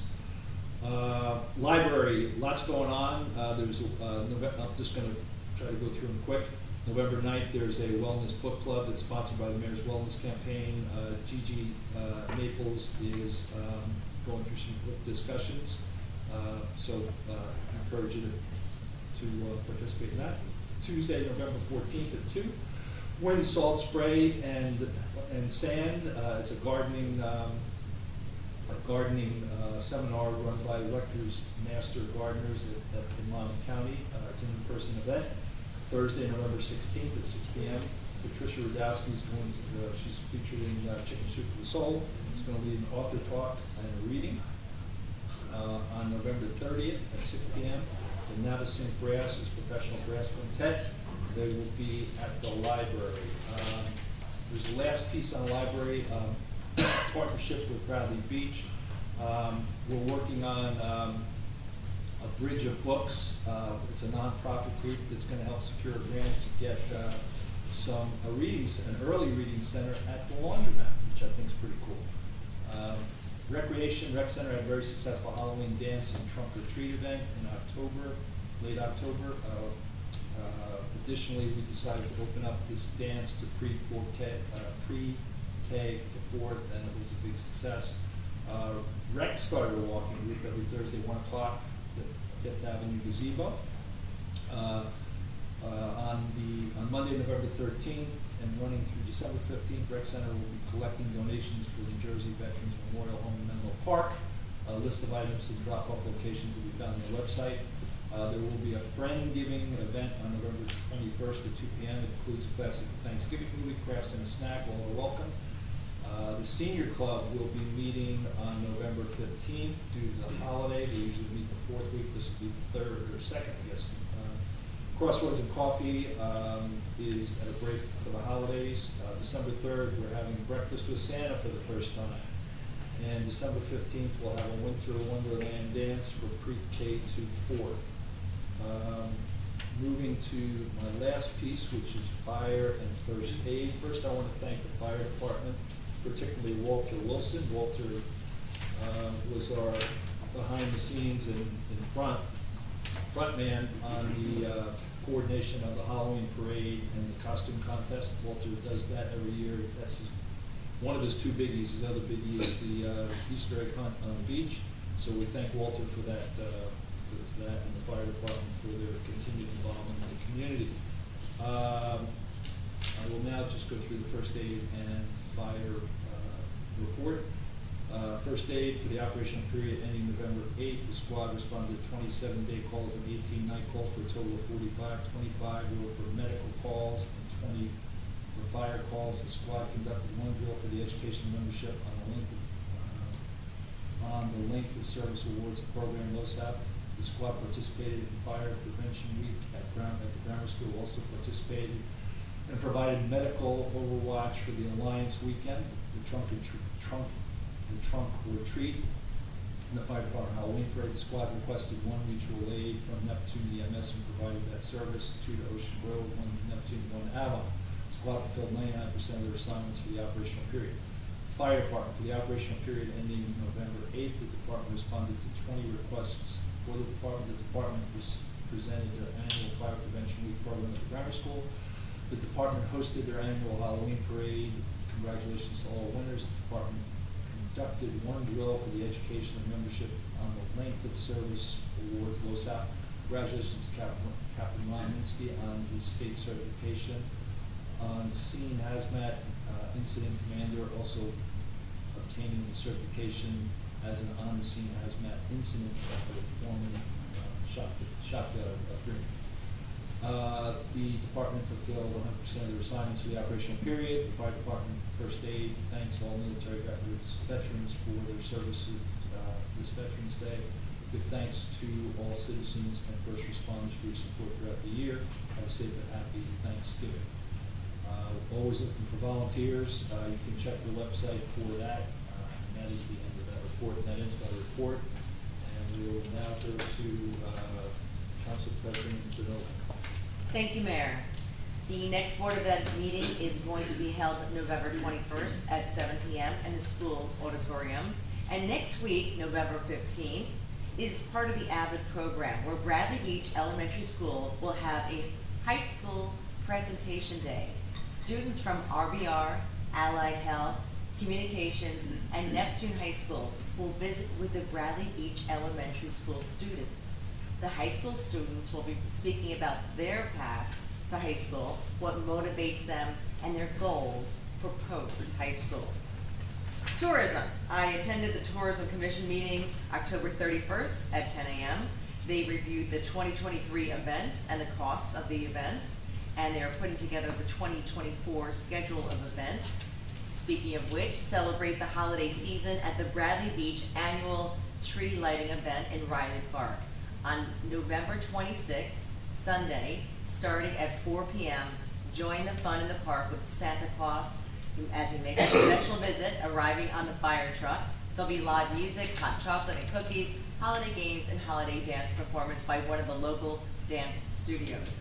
A horse and carriage will give rides around the park during the entire event. The Tourism Commission will be collecting hats, gloves, and socks during the event to help local charitable organizations. The event wraps up at 6 p.m., but stay afterwards for dinner at Bradley Beach's Restaurant Row, one of Monmouth County's best kept secrets. And the annual beach bonfire is on Friday, November 24th, around 5 p.m. on the beach at 5th Avenue. Bring family and friends for this unique holiday tradition. Shade Tree. I attended the meeting on November 1st, and they had one application at 200 Park Place Avenue to remove 2 trees. They were Bradford pears, so we're glad to see them go. We are encouraging them to replace them with bushing trees. We're doing the oldest tree in Bradley Beach. I'm sure Councilman Weber will follow up on that. And Tree of the Month is at the library. It's a Tupelo. It was planted by the Bradley Beach Shade Tree Commission in honor of John Moretto. Right now, it is currently scarlet, and it's gorgeous, so please check it out. Also, I did attend a wildlife habitat program at the library with Noel Weinberg, a member of the Shade Tree Commission. In fact, Barb Kenny was there as well. I thought it was very interesting. They discussed how to create a garden with native plants and trees that encourage pollinators and birds. And no matter how small your space, you can actually create this wonderful garden. And they mentioned white oak, which is one of our oldest trees here in Bradley Beach, versus a ginkgo tree. A white oak hosts up to 530 species of butterfly and moth caterpillars. Ginkgo hosts 0. Unfortunately, I have 2 ginkgos in front of my home, and yeah, it gives good, nice shade, and they're pretty, but they really don't help our native species here. And of course, the bigger the oak, the more caterpillars, which is a good thing because, fun fact, a single pair of breeding black-capped chickadees must find 6,000 to 9,000 caterpillars to rear 1 clutch of young. And that completes my report. Thank you very much. Thank you. Councilman Peters. How big is the clutch? My first question. Well, it depends. I would say 4 or 5. Okay, first I'd like to lead with the police report. Thanks in advance to Detective Lieutenant Browning. The police arrested a local subject for aggravated assault. The police responded to an automobile fire at a local business. The Bradley Beach Fire Department, along with assistance from neighboring towns, successfully extinguished the fire. Members of the Bradley Beach Office of Emergency Management assisted the police department with traffic and crowd control during the incident. Operation Take Back was held on Saturday, October 28th, and the police department collected a total of 9 pounds of unwanted medication. The medication was turned over to the DEA for destruction.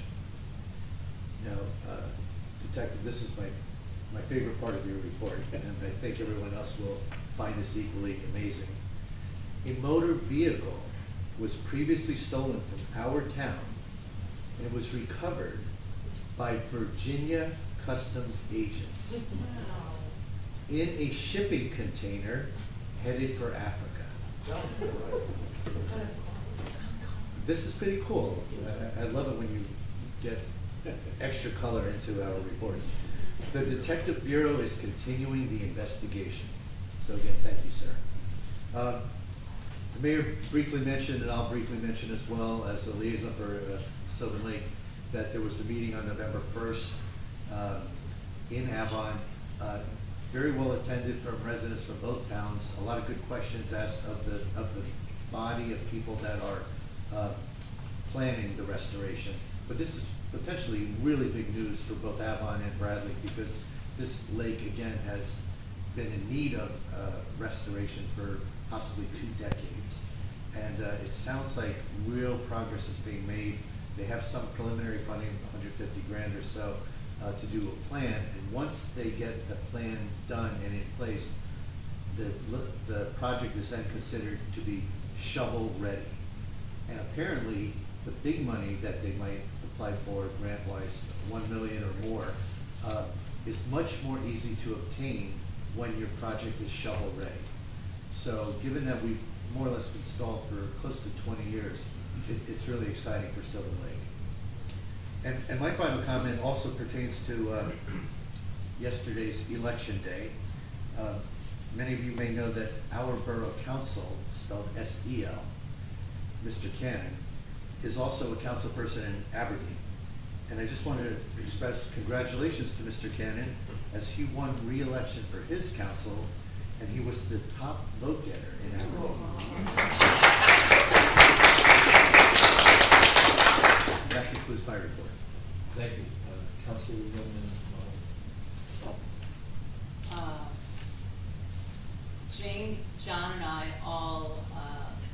firemen's Halloween parade, and Jane and I dressed up, and John did not.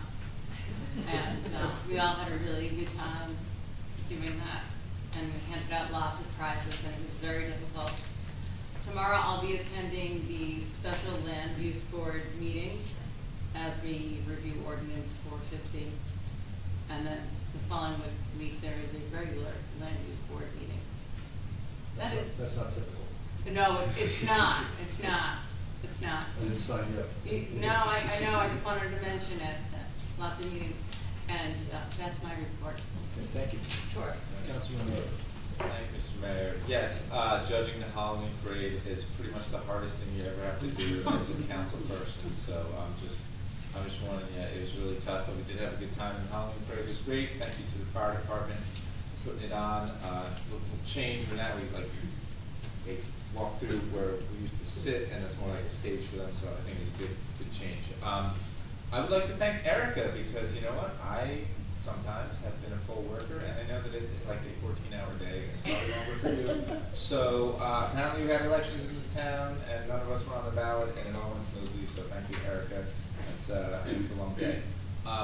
Yeah, Shade Tree, I will add to what Council President DeNoble said. Last meeting, I showed you this plaque. The Shade Tree Commission had to go plaques made, said this tree's older than Bradley Beach. We kind of learned the way to we learned the secret code to figure out how old trees are without chopping them down and counting the rings. So we had a little event to apply the first plaque. We went to one, a lot of these trees were on private property, obviously, so we found one on public property. It's at the school. There's a big white oak kind of near the church side of the school property. And we had a little event. We put the plaque on the tree, and that's that. So while we were doing this, we're looking across the street at those little low-rise kind of bungalow things that have gotten fixed up, and we're all like, that's a really big tree. And somebody on the Shade Tree Commission wanted to just, let's go measure that one, let's go. I was like, no, that's private property on the other side of the fence. So, but we did get in contact with the owner, and I went there today, but the owner, it was really cool, because he said, there's a postcard in McNeely's real estate agency. It's a postcard of that property from like 1919 or 1920, something when it was built, and there's a tree there, and it's a pretty decent sized tree then. So anyway, Nick Kosrich and I went back to this tree and we measured it today, and it's 200 years old. Rough, that's the rough. Okay, so that is the oldest. But the point is, we want to recognize all the trees that are older than the town.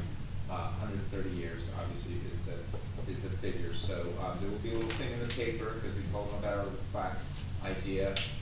We've identified probably like 25 so that if people are out there and they think there's a giant tree in their backyard or in their neighbor's backyard, they contact us. We'll get in touch with the property owner and we'll come and measure it. And if they want to have a plaque for their tree, they can have a plaque. So that's what that program is all about. And I think we're going to learn a decent amount about the town, like that little thing with the 506 Brunei. That tree was big when those little bungalows were built, so I think it's pretty cool.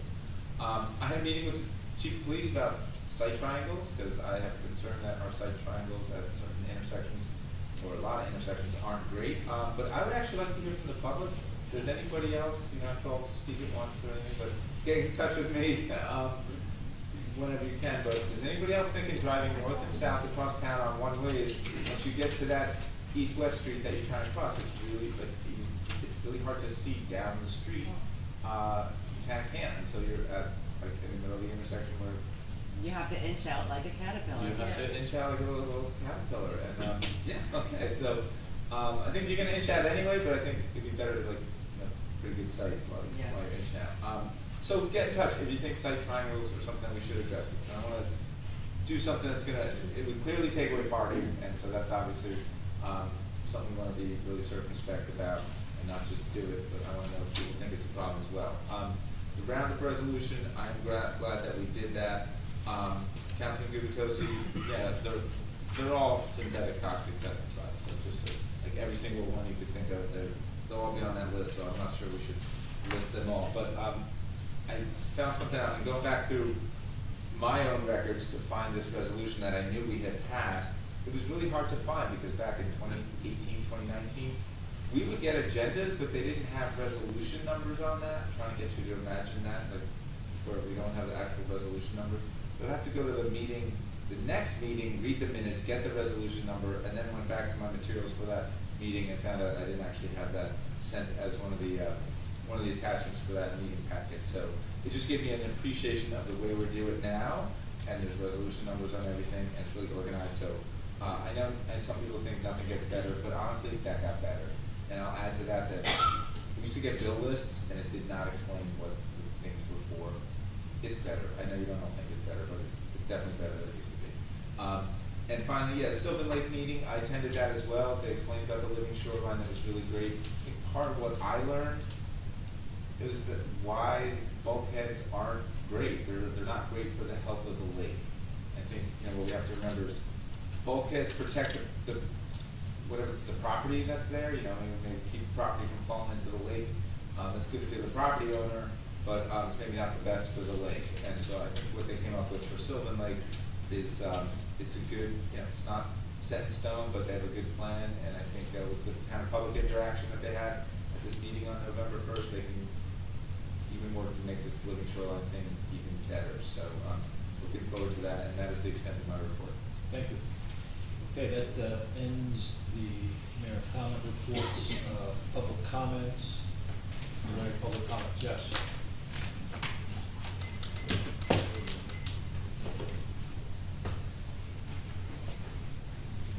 Hi, Brigitte McGuire, 6 Timberley Ave.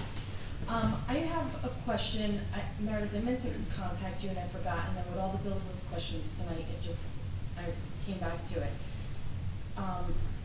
Councilman Weber, if you can remember, a few meetings ago, you asked a question about a bill being paid, and we got the answer that it came out of like 4 different accounts. I don't remember what that bill was, but I wanted to ask you, Meredith, about that, the answer, about it coming out of 4 different accounts to not like burden one account or something.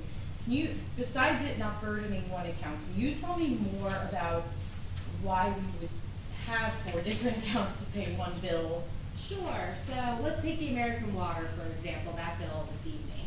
If you look at the control accounts, it's all getting sent to different control accounts. So for example, the recreation building, the water supply for that should come out of the recreation's budget. The water supply for a sewer house should come out of the sewer budget. Right. So it's really an effort to try to properly allocate so we can track and separate and see how much each asset, how much each facility, whatever it's applicable to, how much it's actually costing the borough. Okay, so there's like, for something like water, you would take a percentage for each department or whatever to... That one, with water specifically, because the invoices tell us the address, we can specifically, allocate it, to the exact number. If we're talking about something like, I'm just making something up. I do remember, it was lawn care. So with that, it was separated between the properties that received that lawn care. That way, for example, the DPW isn't paying for recreation's ball fields and vice versa. Okay, all right, great, thank you. And I just want to add that on the water bills, because that came up, I remember when I was on a liaison to the Environmental Commission, it was shocking to find out, like, we get literally dozens of different water bills, dozens and dozens of electric bills. I think electric was the high one, and it's just like, wow, there's a lot. And yeah, it's because every facility, like everything is metered and measured and whatever. Yeah. So you can imagine even just allocating to the beach or to this or to that. But yeah. Okay. Thank you. Okay. Yes. Hi, Brian Downey, 619 4th Avenue. I would like to present a follow-up to the statements I made last meeting regarding trucking in the alleys between 3rd and 4th Avenues, 4th and 5th Avenues. I found that within ordinance 310-3 sections A, B, D, G, H, N, Q, and S all call for loud and disturbing noise to be unlawful from 6 p.m. to 8 a.m. the following day, and also prohibiting commercial activity in the same time frame. The only section that permits 7 a.m. is section K, but this only refers to a compacting cycle, so the language of section K does not quite apply to trucking at 7 a.m. Regardless, I'm asking that section K be changed to match the sections I have stated and honor 8 a.m. across the board. This would clarify any discrepancies within the ordinance. I also see no reason for any of these trucking activities before 8 a.m. since these businesses that are requiring trucking are closed and there are no employees at work. These hours only serve the trucking companies and in turn disturb the nearby residences. Over the summer, there was an amendment made to ordinance 2023-9, which references 310-3. Forgive me if I don't have the wording of that correctly. But this was the inclusion of Saturdays prohibiting commercial contractors and machine noise on weekends from Memorial Day weekend through Labor Day weekend. I would like you to consider including trash and recycling collection and trucking over 10,000 pounds gross volume weight to this amendment, as they are commercial contractors. And the noise volume of these trucks rival any construction equipment or leaf blower. But at minimum, I ask that my request for trucking be prohibited before 8 a.m. To be considered. And finally, I would like to thank the Bradley Beach Police Department, Council, and the Mayor for their attention they have given this matter thus far. Thank you. Yes.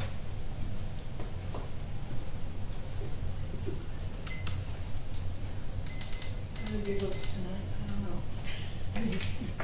Nancy Meadow, Ocean Park condominiums.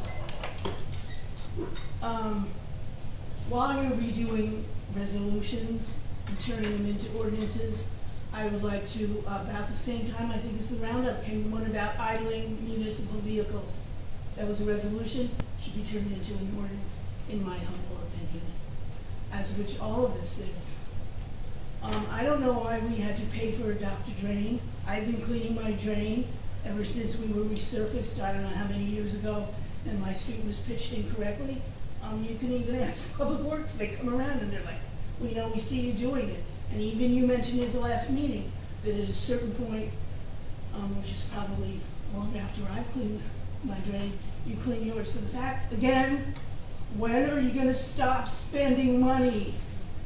The light is on again, still nobody's gotten up to turn it off. Amazing to me, but not really. Feel free. That was really rude. And now you're gonna get it right back. So you talked about responsibilities of the mayor. I'm gonna talk about moral responsibilities, boundaries, which I continually ask to be legislated and set, and that is ignored. And as a result, again, you've got the calendar with the most orthodox Jewish holidays, so then you're offending the people who might have more of the saints' days that are not included for Christmas. You ignore Kwanzaa, you're lighting a Christmas tree and a menorah, not a menorah. The lawsuits and the way you don't treat everything the same is just wrong and offensive. It should, quite honestly, on municipal property, you should not have anything religious. I believe that is the law. And you can just have a nice little winter display. And then to have Santa at the rec center, and then I heard again you're going to have O'Reilly Park. Again, it just doesn't make sense. And when you don't have boundaries, abuses happen. And I witnessed that last Wednesday at the senior citizen meeting, which is run by an elected president and vice president. So to have the CEO of this town show up, not as a resident and not as a senior citizen, but attend as the position and take control of the meeting and talk during it and interrupt during it, use the hands like a gavel, is really poor judgment. To make it worse, it is not this forum where I know I'm being filmed and I know I'm out there on the internet. Instead, pictures were taken, approval was not given, and they're posted on our website. I do not want my picture on the website, nor do the other attendees. How dare you? Now, make it even worse. I was abused by another attendee who's an employee of this town.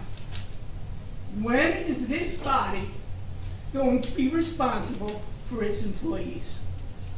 The times of innocent errors are over. I'm tired of paying those salaries. We're into lawsuits. Fine, let the union sue us, okay? Because I can document and document not doing their jobs. Yes, I have side triangle issues, and it begins with people driving down the street on their bicycles the wrong way. It begins with people parking where they're not supposed to be parking. And you are always, invited to my home stop by, I will take you out there. It just gets worse and worse and worse. And I'm looking at now you're spending and you're thinking about next year. I don't see where you're trying to cut any of these bills. You're putting out the same festivals, everything. But you know what? We have the Latin Fest and we have the Diwali Fest.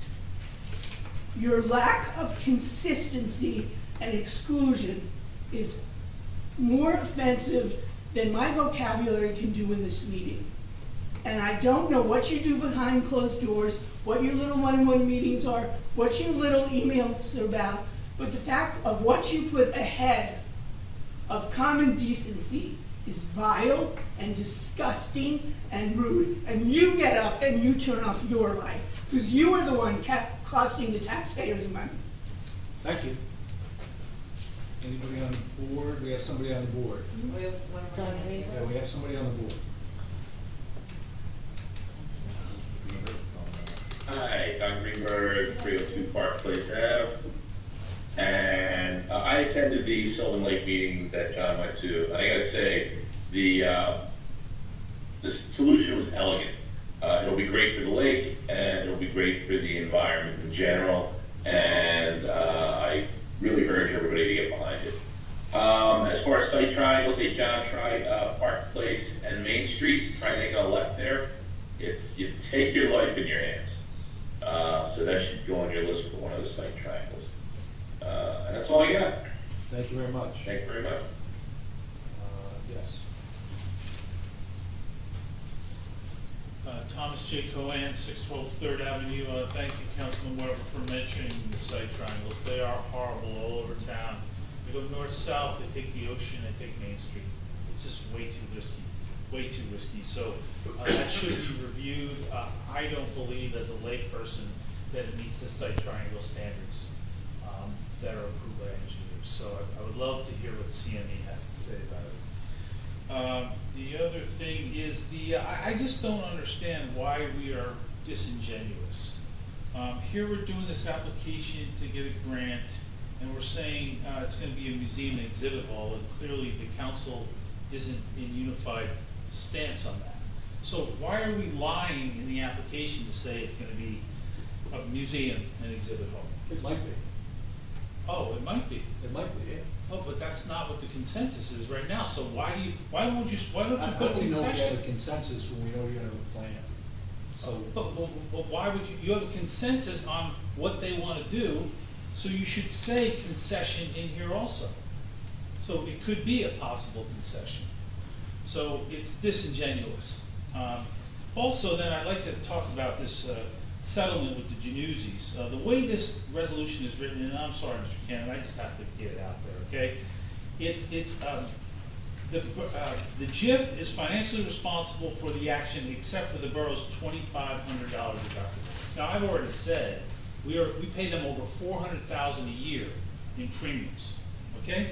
So now they have to pay $70,000. I mean, this is unbelievable. And Mayor, I'm going to give you a pass on this a little bit, because this was filed on June 17th, 2020. But the violations that these people had to go through were done under the Engelstad administration. The building inspector left after this. The zoning officer involved left. This was a horrible situation, and it was manipulated all the way. It never should have happened. Now, I'm not going to give you a pass on the fact that it's 3 years and 5 months to get this thing settled. There are over 143 entries in e-courts. A lot of lawyers got paid on this thing. And the thing is that this could have been settled way sooner for a lot less money. And it's another embarrassment to the administrative oversight of this town by Mayor Engelstad and by you. So I would hope these violations don't happen. These people are residents here. You know, for them to be treated so badly and spend so much money on attorneys to defend the property rights that are in the ordinances and should have been covered in the beginning, it is really sad. Fortunately, they had the wherewithal and the strength and the financial ability to take this to court. Because if it was anybody else, they would have got stomped over in this town. Thank you, sir. Thank you. Could I address Yes, that? sir. Sure. So, legally, the judge has ruled that the original zoning determination was incorrect. So you're not wrong. People, the Januzzi's in the town, they indeed got a bad administrative decision, and it should, the judge said it shouldn't have happened, that their neighbors were allowed to build a platform on the second floor for their Well, I attended both meetings, I know you're well aware of give you this, the right? dates of those meetings. But sure. just so you understand, once we went to 2020, they went to the zoning board first, if you recall. I attended that meeting. Yes, and they got a favorable decision in that regard. The time for that, just so that you're aware of the timeline here. Sure. February 2nd, 2020 was the date on which that resolution was not appealable anymore. So the final decision of the zoning board justifying the Januzzi's position that the zoning determination was incorrect was February 2nd. Right? And I was here for 2 weeks at that point, as you recall as well. We met throughout February up until COVID to resolve this issue. I met with George Waterman, who was named in the lawsuit, and all the other people that were involved in this. Then COVID happened, and the Januzzi sued in June of 2020. Now, no one was even in this building for 2 of those 3 months. Once they sued, it was really taken out of the governing body's hands as a decision-making process. The JIF covered, they made claims that they were aggrieved by that prior decision, and so the JIF has been fundamentally in control of that litigation since June of 2020. To be fair, I know you're pointing it all them. They really didn't have any choice. What has happened in the meantime is all that you see. I know you're aware of the lawsuit. You can see all the people that don't work here anymore. Yeah, the that's JIF is and that makes it a lot more expensive to subpoena them and get them in for depositions and everything else. So I will say, as the borough attorney, I do not believe that the Januzzi's deserve $70,000 for waiting 3 months during COVID to have that decision renewed. However, the JIF has made a determination that it's probably going to cost more than that to defend the case. So that's why they're settling it. You know, you are 100% correct that at the beginning, there was an error made here at Town Hall that resulted in that. But from June of 2020 forward, no one in here has had any real control over how that proceeds. So, you know, I just wanted to be clear with you on the timeline and you know, give you the notion of, since then, the JIF has controlled that litigation, and they've made a determination, frankly, over my objection as well, to pay that amount of money. And it is what it is at this point. The key, and you're not, and I'm not saying not wrong, is to not make the mistake to begin with that gets us into that situation, or to fix it more quickly before it goes to the zoning board if we can administratively. That's the solution to the problem, and you're spot on that. But that bell can't be unrung at this point, certainly many years later. Okay. Yeah, Thank you, Councilor. but thank you, sir. Thank you. Okay, I'll make a motion to adjourn. Second. All in favor? Aye. Okay, thank you, everybody. Councilman, do you want to go into the conference room?